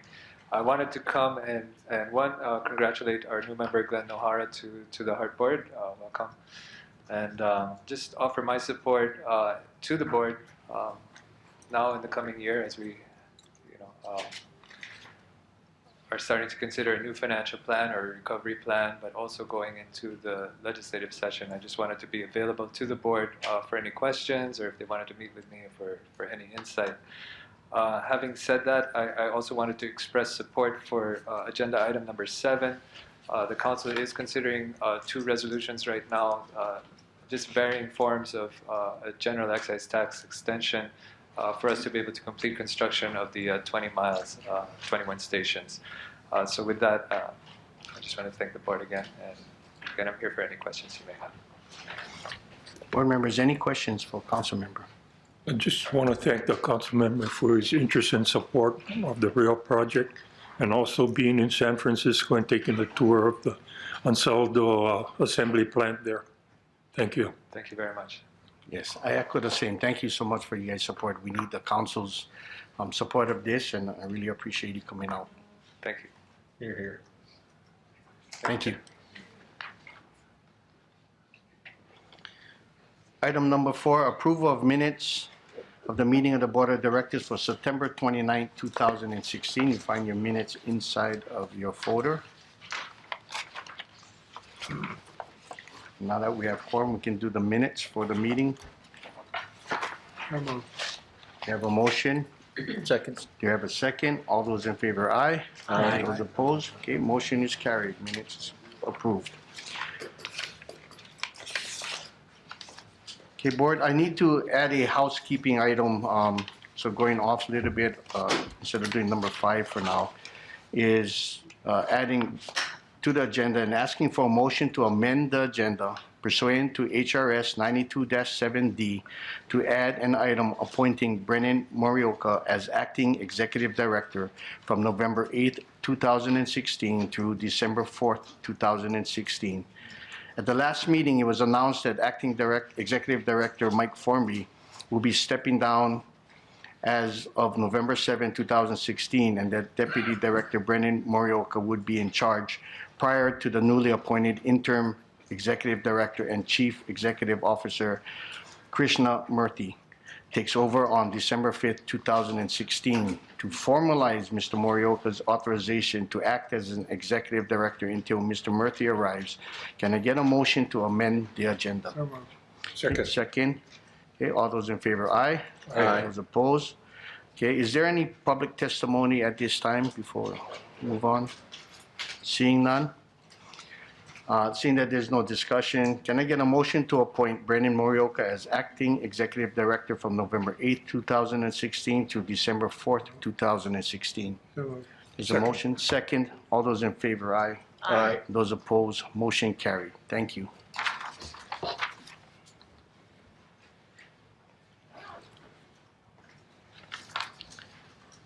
Moving to item number 5, board leadership election. So as you know, now Congresswoman Colleen Hanabusa, who was the last chair, had stepped down and left, and I know she's going to do great things for us up there in Washington. And we can count on her and supporting with the rail as well. But at this time, we like to open up for a new chair and vice chair position. And I propose David Kim as chair and Terrence Lee as vice chair. You cannot beat me. No, I'm just joking. Thank you in your confidence. But so a motion is on the table for, and can we do both at one time, Cindy? Yeah. Is that okay? Okay, so for chair, myself, and vice chair, Terrence Lee. Is there a second? Second. Is there any public testimony at this time? Mr. Hanwha?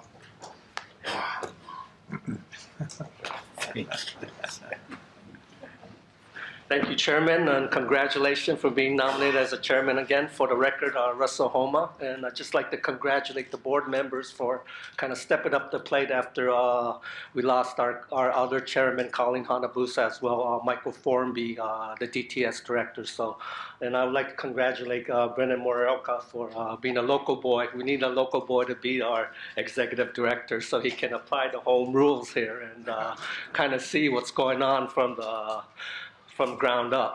And I think from the board's perspective, I'd like to see them have that vision of what's good for the home rules here and make sure that the business are allocated accordingly so the local business can benefit and the workers here. Because as you know, we're island here and we live in the sensitivity of a lot of ramification that can be affected through little decision-making process. So I think this rail project sets a tone for that. And I'd like to see this project be successful. And hopefully we can all iron out the differences, learn from our mistakes that we did, and kind of tighten our belt so that we can fiscally be responsible for this whole project and do a due diligence with transparency here. So I just wanted to make sure that the board understands that. And I think that we have a good board members here now that understands what the ramifications going to be this whole project. As you know, the mayor's election was over and we have Kirk Caldwell again. So the vision is set. So now just got to go ahead and proceed with it and see what we can come up with.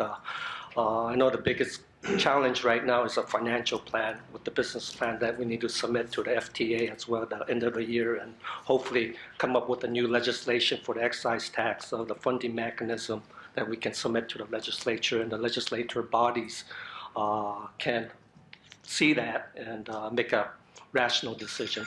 And I'd just like to thank the board for giving me the opportunity to testify today. Thank you. Thank you. Any questions? Not? Anyone else wishing to testify? Barbara?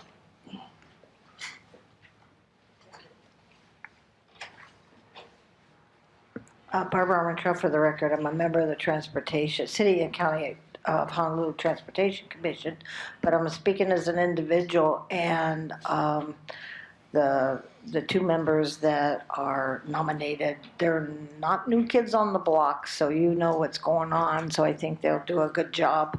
Just keep the level of transparency open and ask all the questions that has been going on, because the legislature is going to be watching everything that HART's doing if you're going to go ask for an extension. Thank you. Thank you. Anyone else wishing to testify? If not, it's been moved and seconded. All those in favor, aye. Aye. All those opposed, motion carried.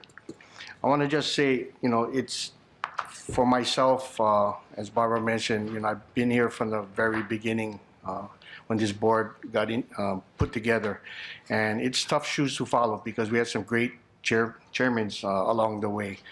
And, Colleen was, Congresswoman Colleen Hanabusa now is, like I said, now she's in D.C., is going to represent us well. She did a great job here at the board and making sure, as Barbara put out, transparency. And we look at doing the same thing and keep carrying it out. Our mission and goal has been set to get this thing out to Ala Moana as best way as we can. and as keeping it as much as we can under control as far as cost-wise. So I want to thank you for that. And I also want to thank Terrence because, he offers a great assistance to me, and he's been helping as far as, knowing the legalities. He's an attorney, but also taking great steps to get involved and asking those hard questions as well. So thank you, Terrence. And would you like to say something? Opportunity? Oh, thank you, Chair. This is a very difficult, complicated project. I am very sensitive to the public concerns, and I'll just do my best to fulfill the trust that the public's vested in myself and this board. Thank you. Thank you. Moving on to item number 6. Resolution 16-238, expressing council support for the Honolulu High Capacity Transit Corridor Project and urging the state legislature to extend the general excise tax surcharge to provide an ongoing and decided source of funding for the rail system. Joyce? Good morning. Joyce Oliveira, Government Relations for HART. Items 6 and 7 on your agenda are 2 resos that have been introduced at the council. And as Councilmember Manahan just testified, he is in support of number 7. These 2 measures are on your agenda for the board to consider taking a position. Yeah, sorry. I didn't see it on the agenda listed both separately, but I would be in favor of either of the 2 resolutions. I wanted to express also support for agenda item number 6, which I believe is the resolution that asks for perpetuity. And I think, just from just being very realistic, having served in the House, and first of all, I'm not speaking for the other members of the council. I'm just testifying as a council member of the district where the next phase of construction is going to begin. And having served as a member of the House of Representatives and now on the City Council, having dealt with the issue of the general excise tax extension back in January, and having put the cap on at that time, I would also encourage your consideration of this resolution because, I think for us, to go into the legislature and take a position, I think we should have a broad position going in as a council, but it would also allow for a much broader discussion, even if it is a philosophical discussion. It would allow us to consider things like operations and maintenance, how we're going to pay for debt service, well into the future, as well as possibly having to address a lot of the infrastructure issues that we need to address coming into the urban core portion. So again, I just wanted to clarify my position in support of both these resolutions. The council, I think just needs to decide which vehicle it wants to take going into the legislative session. But I wouldn't rule out any of both. Thank you. Thank you. Thank you. Sorry about that. Great. Thank you.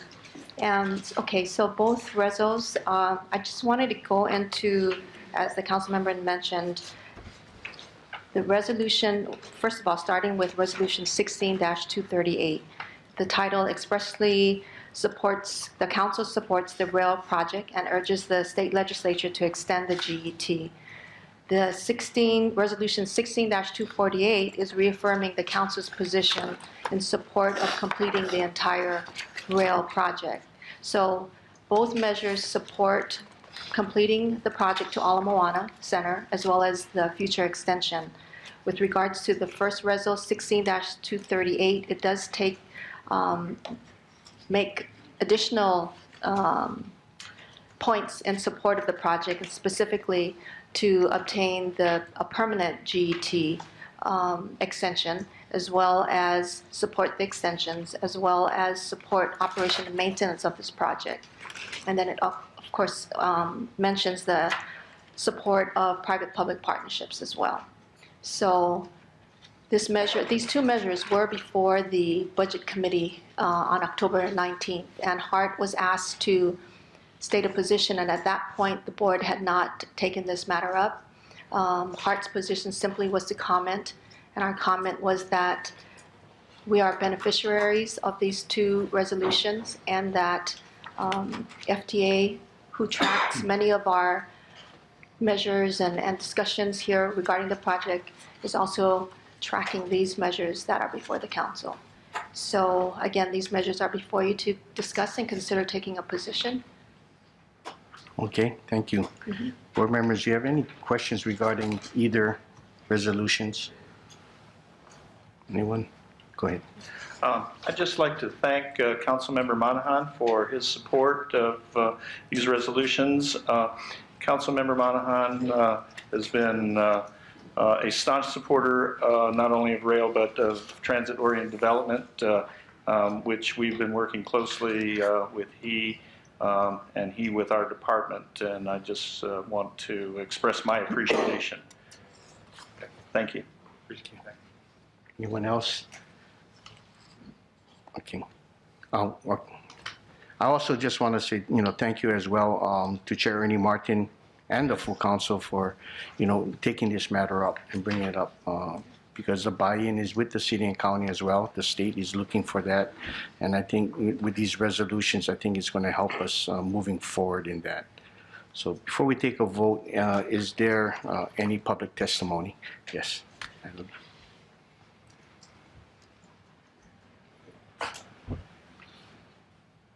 Thank you, Natalie Wassa, for the record. First of all, I ask that in addition to looking at this, that you also put forth a resolution on your own to ask the legislature to decrease that 10% administrative fee. You may recall that when that came up about almost 2 years ago, I was very disappointed that the former executive director did not support that, because that would have brought in, at this point with the extension already in place, almost $250,000. And I think it's really important for everyone to understand that the GET and the related surcharge is a regressive tax. And so that means that we're taxing the rent, we're taxing medical services, we're taxing food. And there are certain credits in place, but those credits do not offset that. So if we have somebody paying $1,000 per month in rent, the tax on that, embedded in that, is $540 per year, and the tax credit is only $50 per person. And you have to have very low income, $30,000, to qualify for that. So if you're anywhere over that, you don't. I'm just afraid that if this is passed without changing our structure on the GET itself, that we're going to be having more homeless people, more people who are working double, triple, even quadruple jobs to make a living here. And I don't know, I mean, I've been saying this for a while now, but it just doesn't seem to be taken into consideration or brought into the discussion so that it changes, because we just keep going forward with what we have. So I think that's a very important concern, and if you can come up with a resolution also to support looking at the credits themselves and the way that we're taxing people overall, I would appreciate that. Thank you very much. Thank you. Is there any questions for her? Thank you. Any other ones wishing to testify? If not, can I get a motion on Resolution 238? We'll do one at a time, I guess. Okay. What's the motion to support? The motion to support Resolution 238. So moved. Okay, we have moved and second. All those in favor, aye. Aye. All those Aye. opposed, motion carried. Chair, I'd like to Yes. abstain in voting on Resolution 16238. Okay, thank you. So abstain from Ford. On Resolution 16-248, can I have a motion to support this resolution as well? So moved. Okay, it's moved and second. Second, all those in favor, aye. Aye. All those opposed, motion carried. Thank you. That is item number 6 and 7. Moving on to item number 8.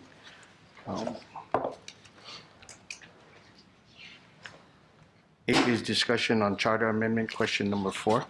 Let me Joyce. Okay. Joyce Olivera again. This matter is on your agenda for me to give a chance for me to report to you the results of the election. The State Office of Elections final summary report on question number 4.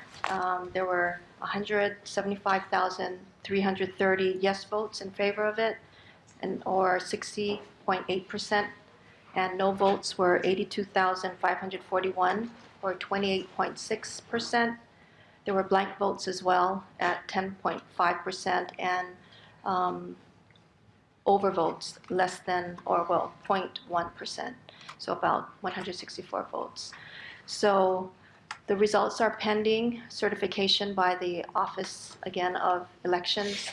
There is a 20-day protest period, but otherwise the anticipated certification date will occur on November 28th.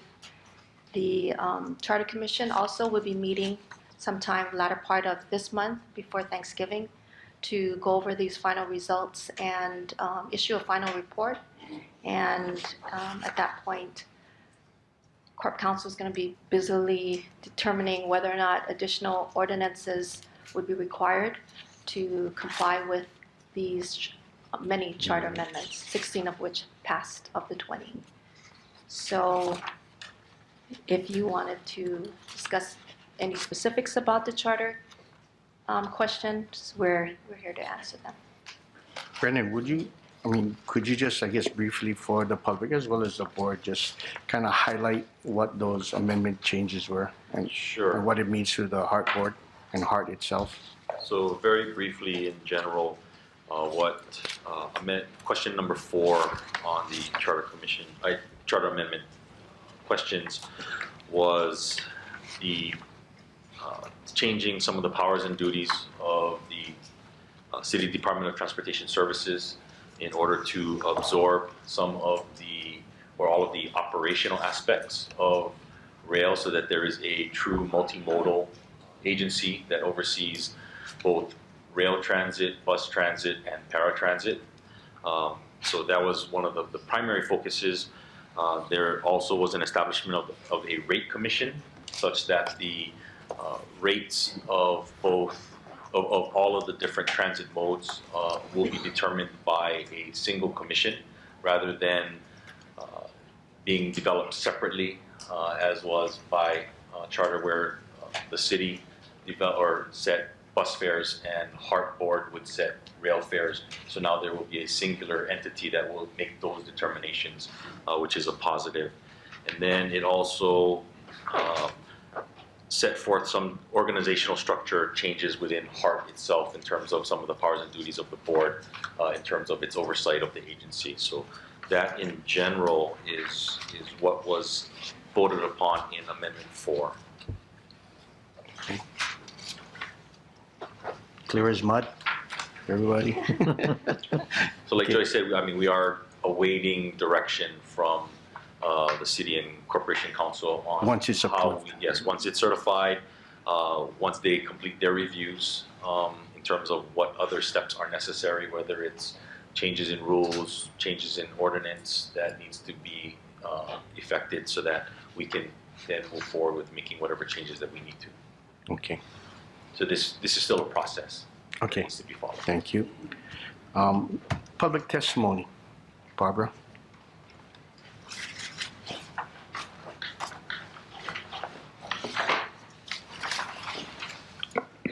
Barbara Armentrout, and I'm a member of the Transportation Commission, which this entails, which I already had said if it does change to the rate commission, I'd gladly serve on the rate commission if it changes over. From what I understand on the rate commission, if it does go into effect, it says that each member will commence on July 1st. So I'm thinking the Transportation Commission might end on June 30th next year, and then the rate commission would go.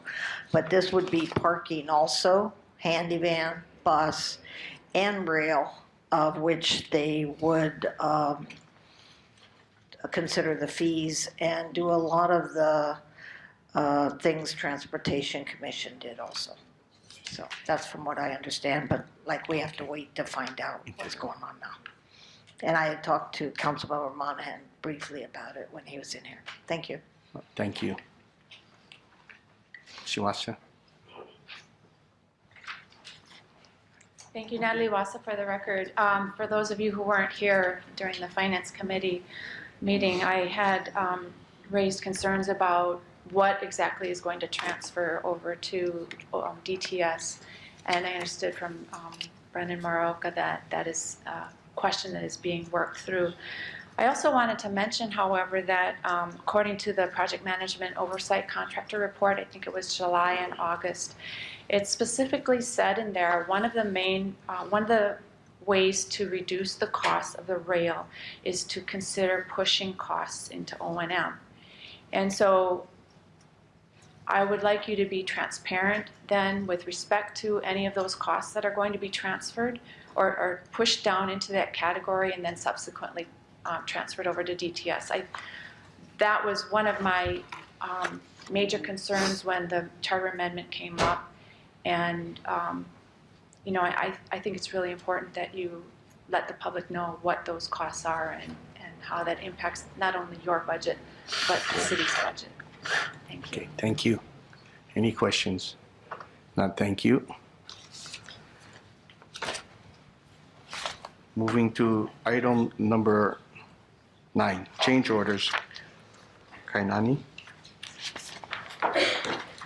Aloha Board, this is Kainani Kraut. I'm the West Side Construction Manager. I have actually 3 changes, 2 presentations to go through. And please stop me if there are any questions. Some of this is a follow-on to previous change orders that were executed, and I'll talk to that a little bit. So some of the board members were here. I'm reviewing some of it, but if there are any questions, please stop me so that we can get you informed. The first one is a traffic signal bilateral change.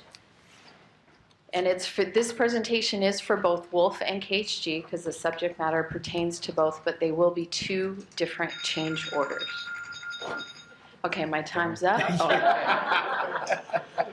So just to review, there were actually 2 presentations on this. One was in February where the board had asked us to get an MOU executed with the DOT, which occurred, and we came back to the board in March. So this is a no-cost change to HART, and I want to explain that a little bit. There is an 80-20 match.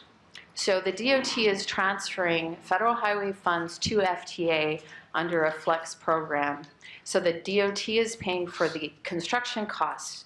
Basically, we're executing a change order for $1 million. DOT is transferring federal highway funds of $1 million to FTA that will then be given to us in a grant. We are using existing pay items that we're paying for under our contract for the 20% match. So if you, I believe one of the testifiers was speaking to DOT money in the statewide transportation plan or the transportation implementation plan, and there is a line item there for $41 million. The MOU that we have established with DOT is about $33 million. That covers any DOT requested work, which traffic signals is a part of. There are other items that fall into that agreement. There's contingency as well as a 5% for our CE&I internal costs.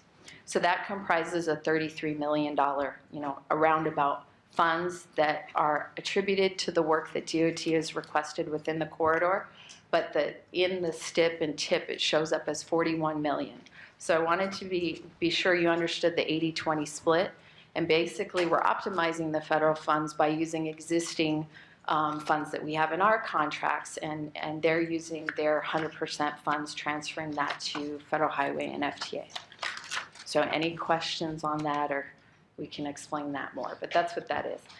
So DOT will request or reimburse HART as established. There's a master agreement that was established for Wolf in October 2010. There was a KHG master agreement established in October 2013, and a memorandum of understanding specific to the payment mechanism and these particular work items, how HART will account back to DOT and the CE&I contingency, or contingency as well as a 5% CE&I cost. That was executed in February 2016. In March, or after this board presentation, later part of March, we had 2 unilateral change orders executed. This was for traffic signal work, which I'll explain a little bit as we go through the presentation. One was for Wolf and one was for KHG. The design builder and HART weren't unable to come to agreement on all the costs, which is why we had requested at that time to the board a unilateral change be issued to the contractor. The Wolf change order was change order number 94, and the KHG change order was number 26. And that was executed to mitigate any compensable delay that would delay the contractor further from executing that work. The traffic signal work, there was base scope work, and then there was this change work, and that's what I'm going to explain. But that also impacts roadway work, civil work. So as you go through Waipahu now, where the roads are paved, had we not moved forward with the unilateral and waited for a bilateral agreement, we would have delayed that work. So we did this to mitigate any delays to the contract. So there, again, this is the basis of the entire change, the unilateral, as well as the request we're making today. There was DOT policy and code requirements that were upgraded subsequent to the execution of our original contracts with Kiewit. So basically the foundation poles, mast arms, because of these new requirements and new wind loads, were more robust. Signal head placement was to be centered over driving lanes, and signal head back plates were also included. Curb ramp and pedestrian button placements were also different according to the latest manual on uniform traffic control devices. So this is just an example. At McGrew, you can see how the traffic pole is a little bit skinnier. There's 3 lanes, but only 2 signal heads. So in the new configuration, again, we need a signal head over the center of each lane. This is a type 2 pole. It's about 20 years old. The signal head, like I said, is required to be over the left lane, which is not shown here. Back plates are also required, which are not here. And the mast arm extension, again, to support the additional signal head is required. Mast arm pole and foundations become more robust under new wind load requirements, which also increase this cost. This is a different, another example of a type 2 signal. This type is a trussed mast arm. It's over 30 years old. Again, the signal head is required to be in the center of each lane, whereas here you can see there's just one over the entire thoroughway. Back plates are required, and then the mast arm would need to be extended to support the additional signal heads.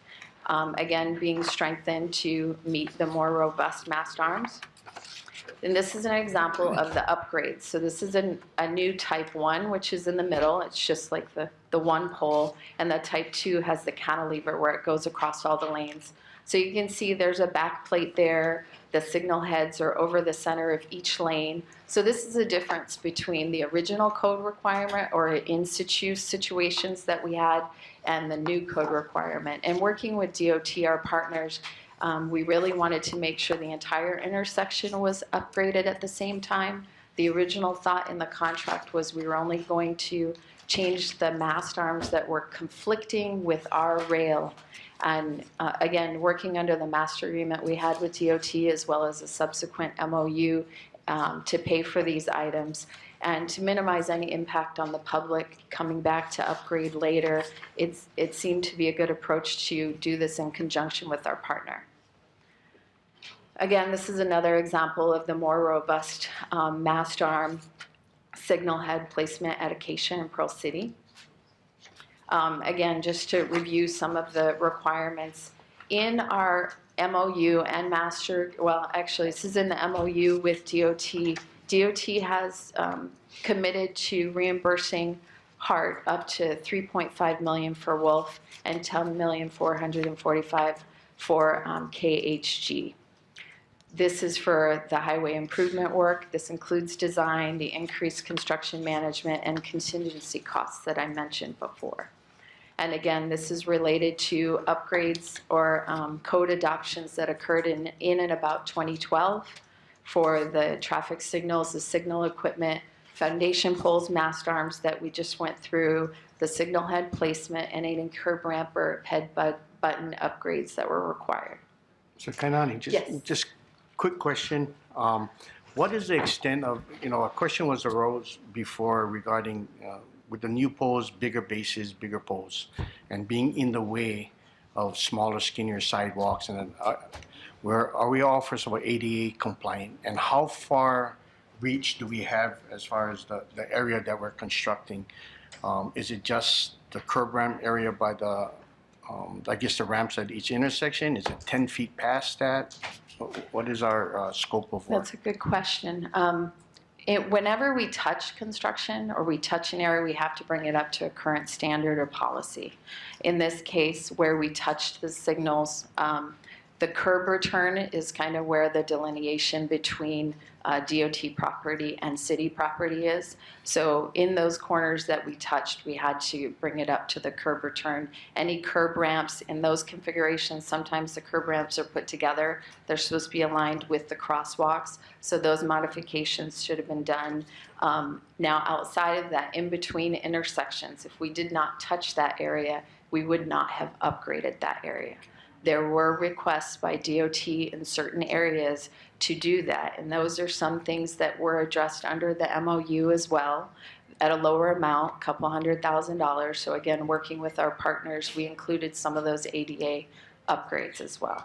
But it was really the places that we touched. If there was a utility pole, we would have to make sure those areas, but it also has to make sense, because if the area on either side of it doesn't meet ADA, we would do what we could in that area, but we may not bring up the entire sidewalk. So that's in general the approach that we've taken. Okay, thank you. So this is the cost analysis. Again, stop me if we got to go through questions, but the original design builder cost proposal that came in for Wolf, we'll cover that first, was just under $16 million. In March, as I said, we got approval to do the unilateral for $18,400,000 and, $8 million. And the requested change order amount at this time is $2.7,025,000. The bilateral agreement with the sum of the unilateral as well as this additional amount that we would be asking for is $11,165,000. That again is below the amount that's in our MOU or agreement with DOT, which is the 13.5. That's actually, those numbers are a little off, but that's 30% lower than the design builder's requested amount. So that's the Wolf, and at this time, what we would be asking for is a bilateral or a change order, approval for a change order for the requested change order amount that would finalize our bilateral agreement with Kiewit with respect to this issue. I'm going to run through the KHG numbers, and then I can explain, where our cost differences or how we negotiated that final resolution. So on Cam Highway, it was $10,199,029. We had issued a unilateral change in March for $7,703,000. The requested change order amount at this time is $2,016,959. That would give us a bilateral full agreement at $9,719,959. That's about 5% less than the original design builder's requested amount. So we're about 40% less and 5% less on the second one. Now, how we reached this agreement, we allowed some of the direct field supervision and engineering management of craft labor to be included. That was one of our differences previously. We removed all the project management costs that were included in the design builder's overhead because we felt it was in the markup and should not have been included as a direct cost. And then we also reduced some costs associated with the quality control assurance effort, BMPs and MOTs. So through the negotiation, we came to agreement, and the basis of that really was those various points. So finally, we would ask for approval to execute these changes, one for Wolf in the amount of $2,725,000, the other one for KHG in the amount of $2,016,959. This would conclude the bilateral agreement for the previously executed unilateral changes. And under the DOT MOU, the cost would be reimbursed by DOT through this transfer of funds between Federal Highway and FTA. So basically, we get reimbursed for all of these costs that's correct. DOT. So, before we take a vote, is there any public testimony on this item? Rose?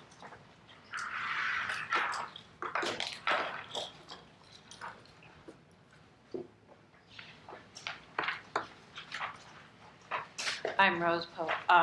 About the crosswalks and stuff, I have problems. I can get to the first two lanes of the highway, but that middle, the third lane or the turning lane, it's all broken up. I was wondering whether the state could, when you guys are paving, if you guys can pay them all at one time. So if you go out to any street, you see the first two lanes are perfectly fine. It's the middle lane in the middle of the street that's all broken up and it's cracked and I fall on them. So I'm just wondering whether the city and state can get together when you're doing the intersections, whether you guys can pave it all one time so people like me and elderly don't trip and fall. Because I've had a lot of elderly come up to me and tell me that what you're saying is the truth. And I'm just trying to get you guys together with the state and do it all one time instead of you guys doing part and the state doing part and it doesn't get done. And then on the wheelchair ramps, the wheelchair ramps are with asphalt on them. You can't do that to blind people and to people on the wheelchair. They do it to try to make it level. Because we need that rigid area to find that we don't go out on the road. Because I've gone out on the road on those. And another thing is out in Pearl City, you need the crosswalks longer, because I can make it to the first two lanes, and then I get in the middle, and I can't make it across. I have to wait again. And it's scary standing out there in the middle when you can't see. Mm-hmm. That's my concerns. Thank you. Thank you. I have a question though. In the lanes that you're talking about, is that finished ones already, or these are still under construction? What it is somebody goes and gets the first two lanes closest to the sidewalk. But then like in the middle, there's the turning lanes. Right. And those are all cracked. And that's where my cane hits it. Mm-hmm. And sometimes I go flying. Oh. I have fallen on a couple of crosswalks. Because I do go out to Pearl City a lot. Okay. And I go out to Waipahu. So those places are really hard for me to get out there because of the crosswalks. They're not long enough, you know, the light's not long enough, or the crosswalk, I'll get there and I'll find that there's a jagged area. So I was wondering if HART can do their part, and then the city or DTS can come and fill in the other part so that it's smooth straight across the sidewalk, all the way across the road, so we don't trip and fall. Thank you. That's something. So, yeah, Chair, we'll have Kainani maybe talk with Rose on the side to see if there's some specific areas that we can make sure that we have our contractors identify and try and take a look at. I'll gladly go out there and show them. Yep. Thank you. Okay. Thank you. You know, and Brennan, I think this highlights though an issue, and that relates to, you know, how effectively we're coordinating our efforts with DOT and the timing and scheduling, you know, of the work. So, well, right, I just want to make sure that we're on top of that. For Farrington Highway and Kamehameha Highway, we have full jurisdiction of those two highways. So whatever construction is going on, that's all on us. So, so we'll take a look. Because the paving would be, you're paving the whole road, right? Like Correct. Waipahu, when I drove through it, everything is paved, right? So we'll take a look to see what the contractor sequencing is and see if we can make improvements if needed. Okay, thank you. You know, Chair, if I can comment also. Yes. You know, we've done a lot of coordination with HART. We've done a lot of coordination with DTS. One of the things that this administration has done, which was not done in the past, is that if you go to a community meeting, people used to complain about certain streets, certain roads. And to be honest with you, our out was, you know what, that's a city road. And unfortunately, the city wasn't there. Right. Okay, so we actually coordinate whereby Mike Formby as the director of DTS, myself, and of course our deputies would come. And if any community member had anything to say about any road, you would get an answer because the city would be there and the state would be there. What Kanani's doing and HART is doing in conjunction with this, you know, we worked very hard. Just the funding of how to get the money to HART was very difficult. We had to coordinate with FTA, but it didn't make sense for the state DOT to come out after HART went through, shut down the road again, and do those improvements. HART was more than willing to say, you know what, we have our construction team out there, we'll do it for you, all you need to do is get the money to us. We figured out a way, you know, Brennan sat down with us, we got FTA involved, FTA said, so the coordination has been a very good coordination, it's been a good teamwork. We do include the city and county of Honolulu, so I thank HART. Because again, this would cost the people of Hawaii a lot more money if we had to come out, find a designer, find a new construction company, shut down that road and have the public literally scream at us because there was a lack of coordination. So I think HART is doing a wonderful job. I appreciate the partnership that we have with them and I thank them on behalf of the state DOT. Thank you. It is appreciated to do it one time and not pave the road, dig it up again, pave the road. It is wasting time and money, so thank you. Yes, yes, go ahead. Thank you, Kanani. I do have a question. In your presentation, you did mention in the negotiation reduced costs associated with BMPs. And I'm just wondering, when you refer to BMPs, best management practices, Yes. They're different types of best management practices. When I see BMPs, I think of NPDS. Yes. Was this NPDS? Yes. Okay, can you explain how you reduce the cost without jeopardizing our DOH permit? Compliance. And compliance? Yes. Basically, when we looked at the cost, again, this is an upgrade. This is part of base scope that was already part of their contract. So when you look at the additional cost for BMP, it seemed just a little askew, not quite in line. So that was part of that negotiation. Similarly to MOT, or maintenance of traffic costs, because there were costs embedded in their original contract to do that work. Same with all of these quality control things and safety and everything you do in conjunction with the base scope work. So when we really sat down and talked about the cost, it was, well, wait a minute, you know, you've got this much already in your base scope. Does it really cost that much more for these additional corners? So that was the discussion, to really refine the cost, the actual costs for the additional work. And we're in full compliance with our permit. Of course. Thank you.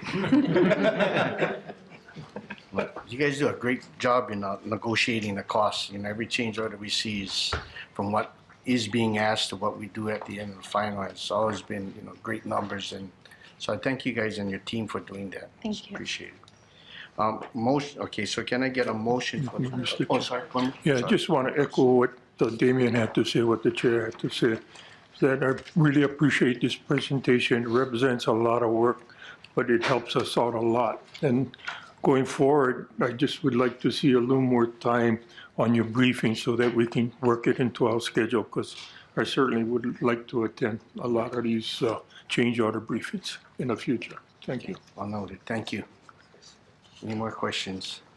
If not, can I get a motion to approve the two changes? One change order is for $2.725 million for the Wolf and $2,016,959 for KHG to conclude the bilateral agreement and previously executed unilateral changes. So move second. All those in favor, aye. Aye. Those opposed, motion carried. Okay, Nani? Thank you. One more. Thank you. Oops. Okay.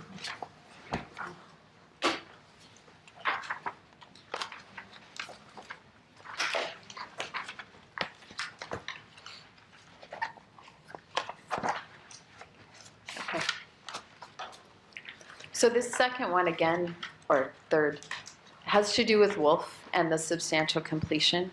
There was discussion in previous meetings.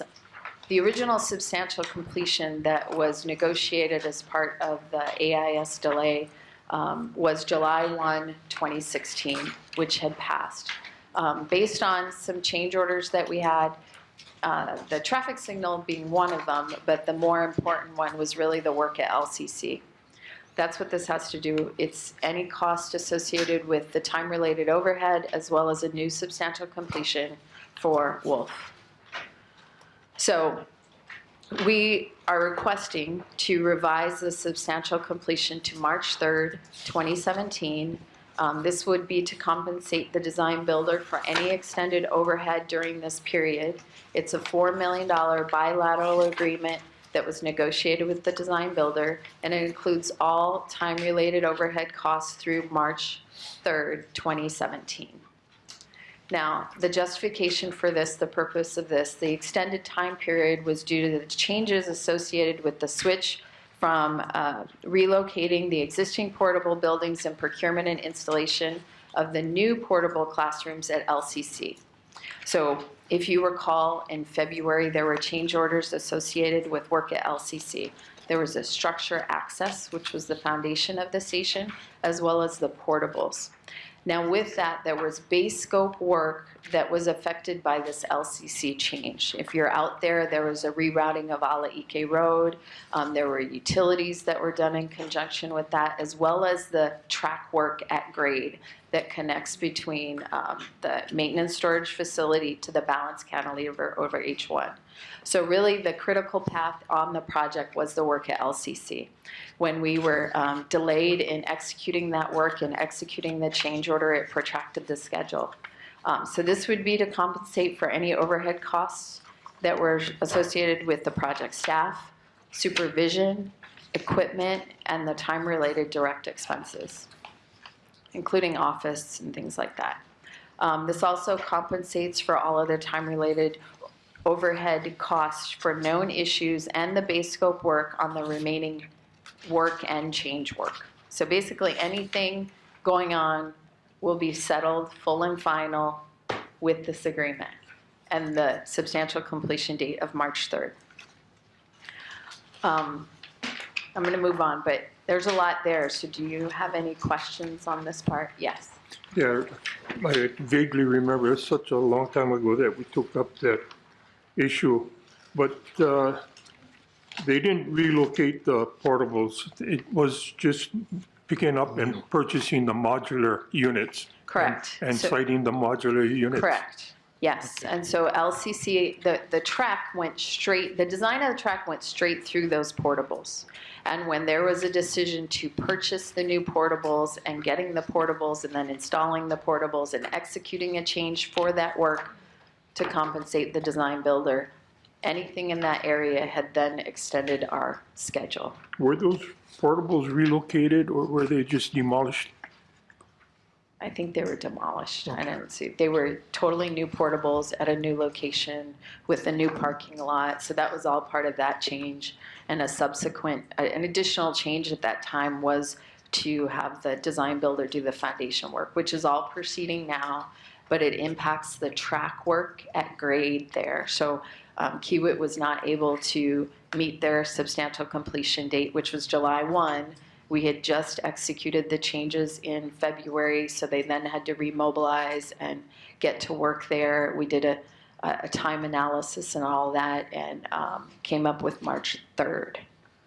And it should just be noted that all of this was kind of sequential in terms of our ability to grant Kiewit access to do some of this work. Right? They could not, because the portables house some of LCC's revenue generating courses, we were not permitted to knock those portables down until the new facilities were fully operational so that they could just move in on the very next day. And so that was kind of the timing aspects that has impacted the schedule, that we just could not get in to this area to let Kiewit do its work until the other work was fully completed and accepted by LCC.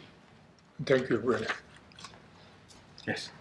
So this is for cost through March 3rd, 2017. So Correct. it's a projection. I mean, in a sense. It's an estimate. It's I an mean, estimate. when we negotiate these things, it is usually done based on, you know, what we assume the costs are. We can look at historical data and what we're seeing now. We ask for a breakdown from the contractor. We go through and verify, yes, this is the equipment that was on site. Yes, this is what we see you using now and in the future. There was civil grading work there. There's the track work. So some of the track work equipment they had on island and they were not able to use it, so there were standby costs. So when we go through the negotiation, we break all those costs down. We also look at the hub costs, because that's part of it, the staffing cost. We per We actually went through a breakdown. There's 118 employees. We're paying for 10 of those 118. So we have a percentage of the hub costs that are included in this negotiation. So this 4 million is an estimate, so once the work is done, this may or may, or is this the This number? is the cost. When we negotiated with them, they give us their cost. We say, no, our independent estimate. So when I go through it, actually, we have our independent estimate and we have their cost. And then there were requested costs that happened a couple years ago. So I didn't highlight those, but maybe I'll get to that and then we can review that at that time. I have it in here, the actual, our estimate and their cost. So when we negotiated with the design build contractor and their request, HART estimated the cost, and we looked at how they had put together their cost.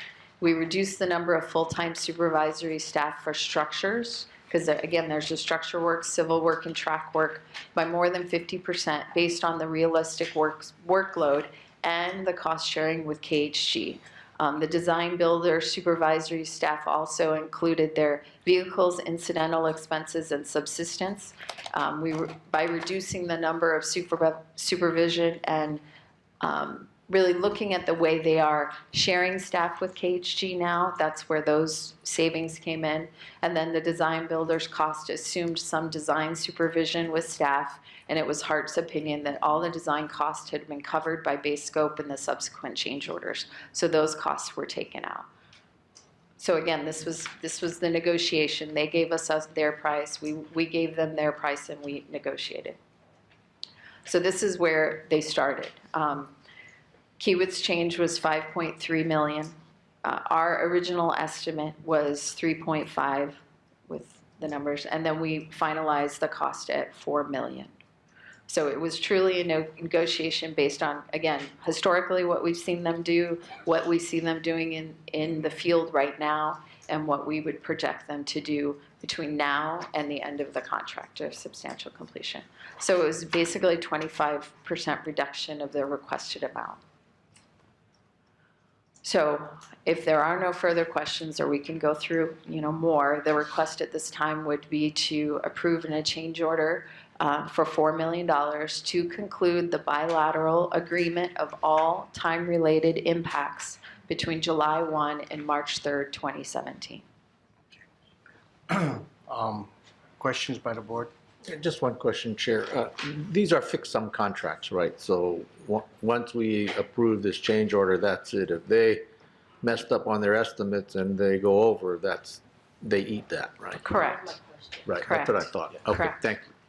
Do you have LDs attached to it after March 3rd? Yes, we do. Okay. So what can we? Liquidated damages. Liquidated, yeah. So if they don't finish by March 3rd.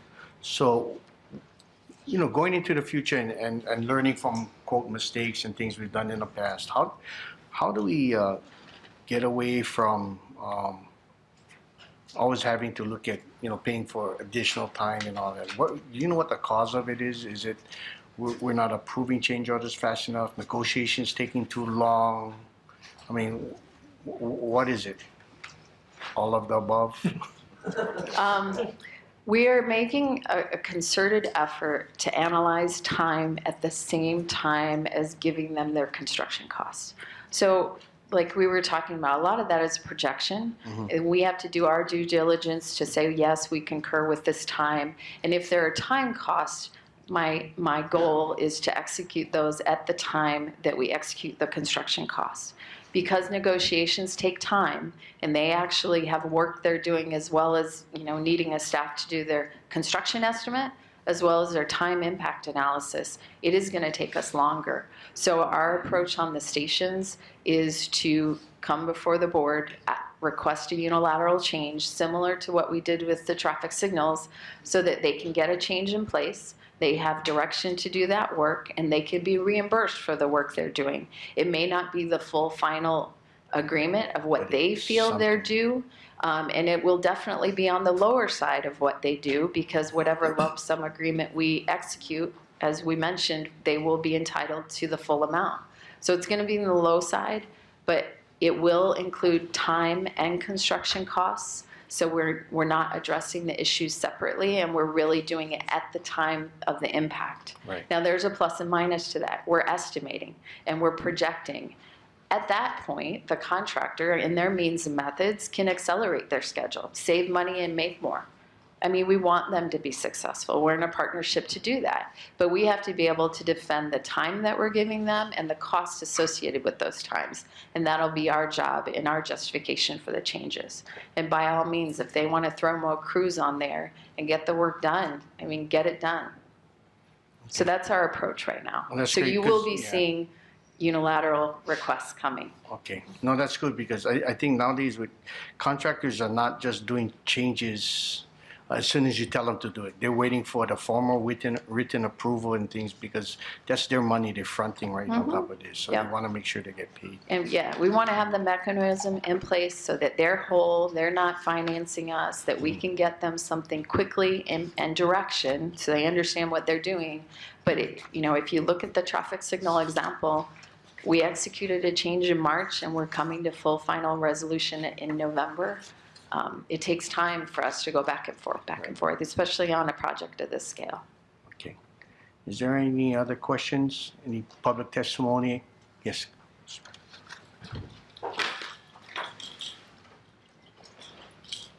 Thank you, Natalie Wassa, for the record. I think this was the contract that had the change order last year, and I'm a little disappointed to see that there aren't more details in arriving at these costs. As you might recall, I brought up concerns about addition and errors in some of the schedules. So I just want to put that forward, that I hope that somewhere along the way there's a double check on the addition and what is being included in these change orders. Thank you. Okay, thank you. Any questions? Not? Okay, thank you.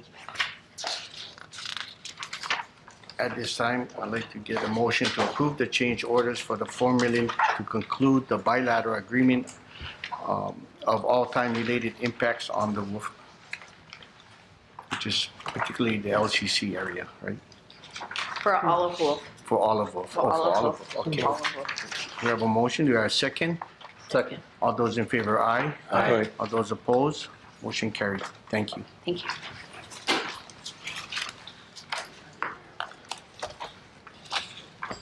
Item number 10, Acting Executive Director's Report. Brennan? Chair, thank you very much, and I'll keep this very short so we can end this meeting early today. This will be a record. Yeah. That'll be nice.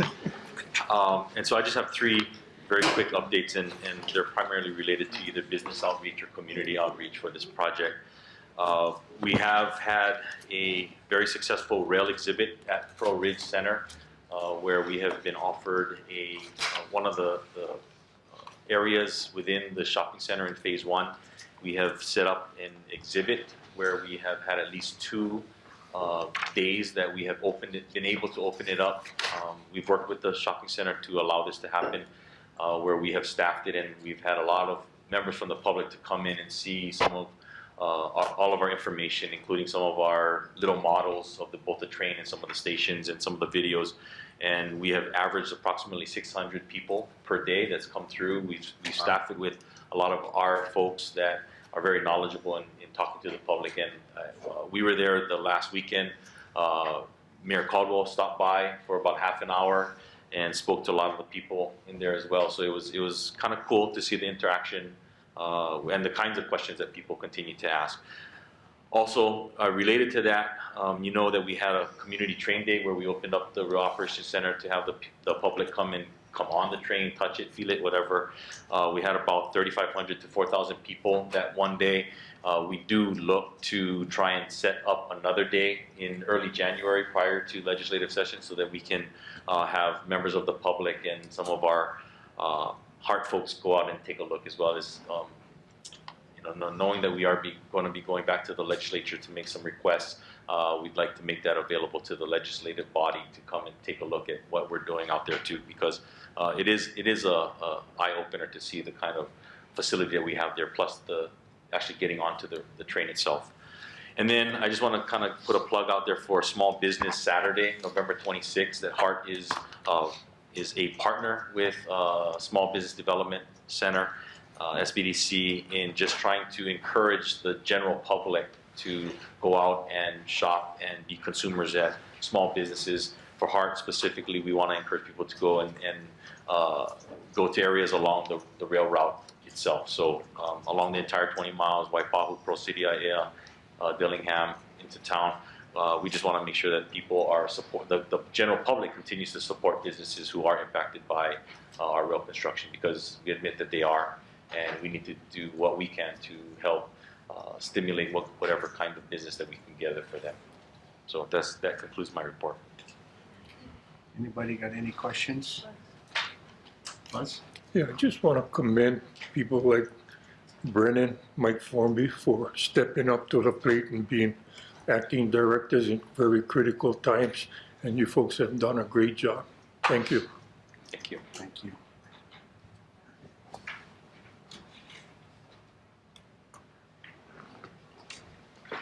Thank you, Chairman Kim. Since we're at this subject right now with development rights and business opportunity for city and county and all that, with the train station being with the change order, especially around Leeward Community College, that earlier the lady that gave that presentation. So I think what we should do is generate some kind of state-owned enterprise where the government can have control of the development, like especially around the train station. We can put our sun-dry stores. If we're going to change the design of the station, might as well do it so that the developer, give the opportunity to developer as a joint partnership with the HART, so that they can have rent out spaces for putting restaurants, sun-dry store, even a care home, not a care home, for nursery for preschoolers, so that people, the young couples, can drop them off and catch the train, especially around the transit center area. So make it like in terms of increasing the quality of life here and bringing businesses, so that give the incentive for the developers as a partnership, so they can come up with some kind of scheme so that we can generate revenues, and based on that revenues we can pay for the maintenance and operation costs. So we can do that within throughout the whole alignment. Especially we can designate city-owned land, state-owned land, and work together and create that opportunity here. And the HART board can pick and choose which business can go in there, and we can have a quality development here throughout the station. I think the TOD people should look into those kind of factors. I've been testifying, and I brought this idea many times throughout this board meeting. But just wanted to share that with you. Timing's good right now. If we're going to give any change orders for the train station, make sure that we have enough spaces there so we can put businesses inside the train station, especially like a sun-dry store, 7-Eleven, pizzeria, sports bar, whatever, that's going to generate revenue. You got to be kind of creative in that way. That's the riders and the commuters going to benefit in that sense. Thank you. Thank you, Salma. I'm gonna get my little kiosk going here. Anybody got dogs. Yeah, hot dogs. Anybody got any questions? If not, thank you so much again. Meeting adjourned.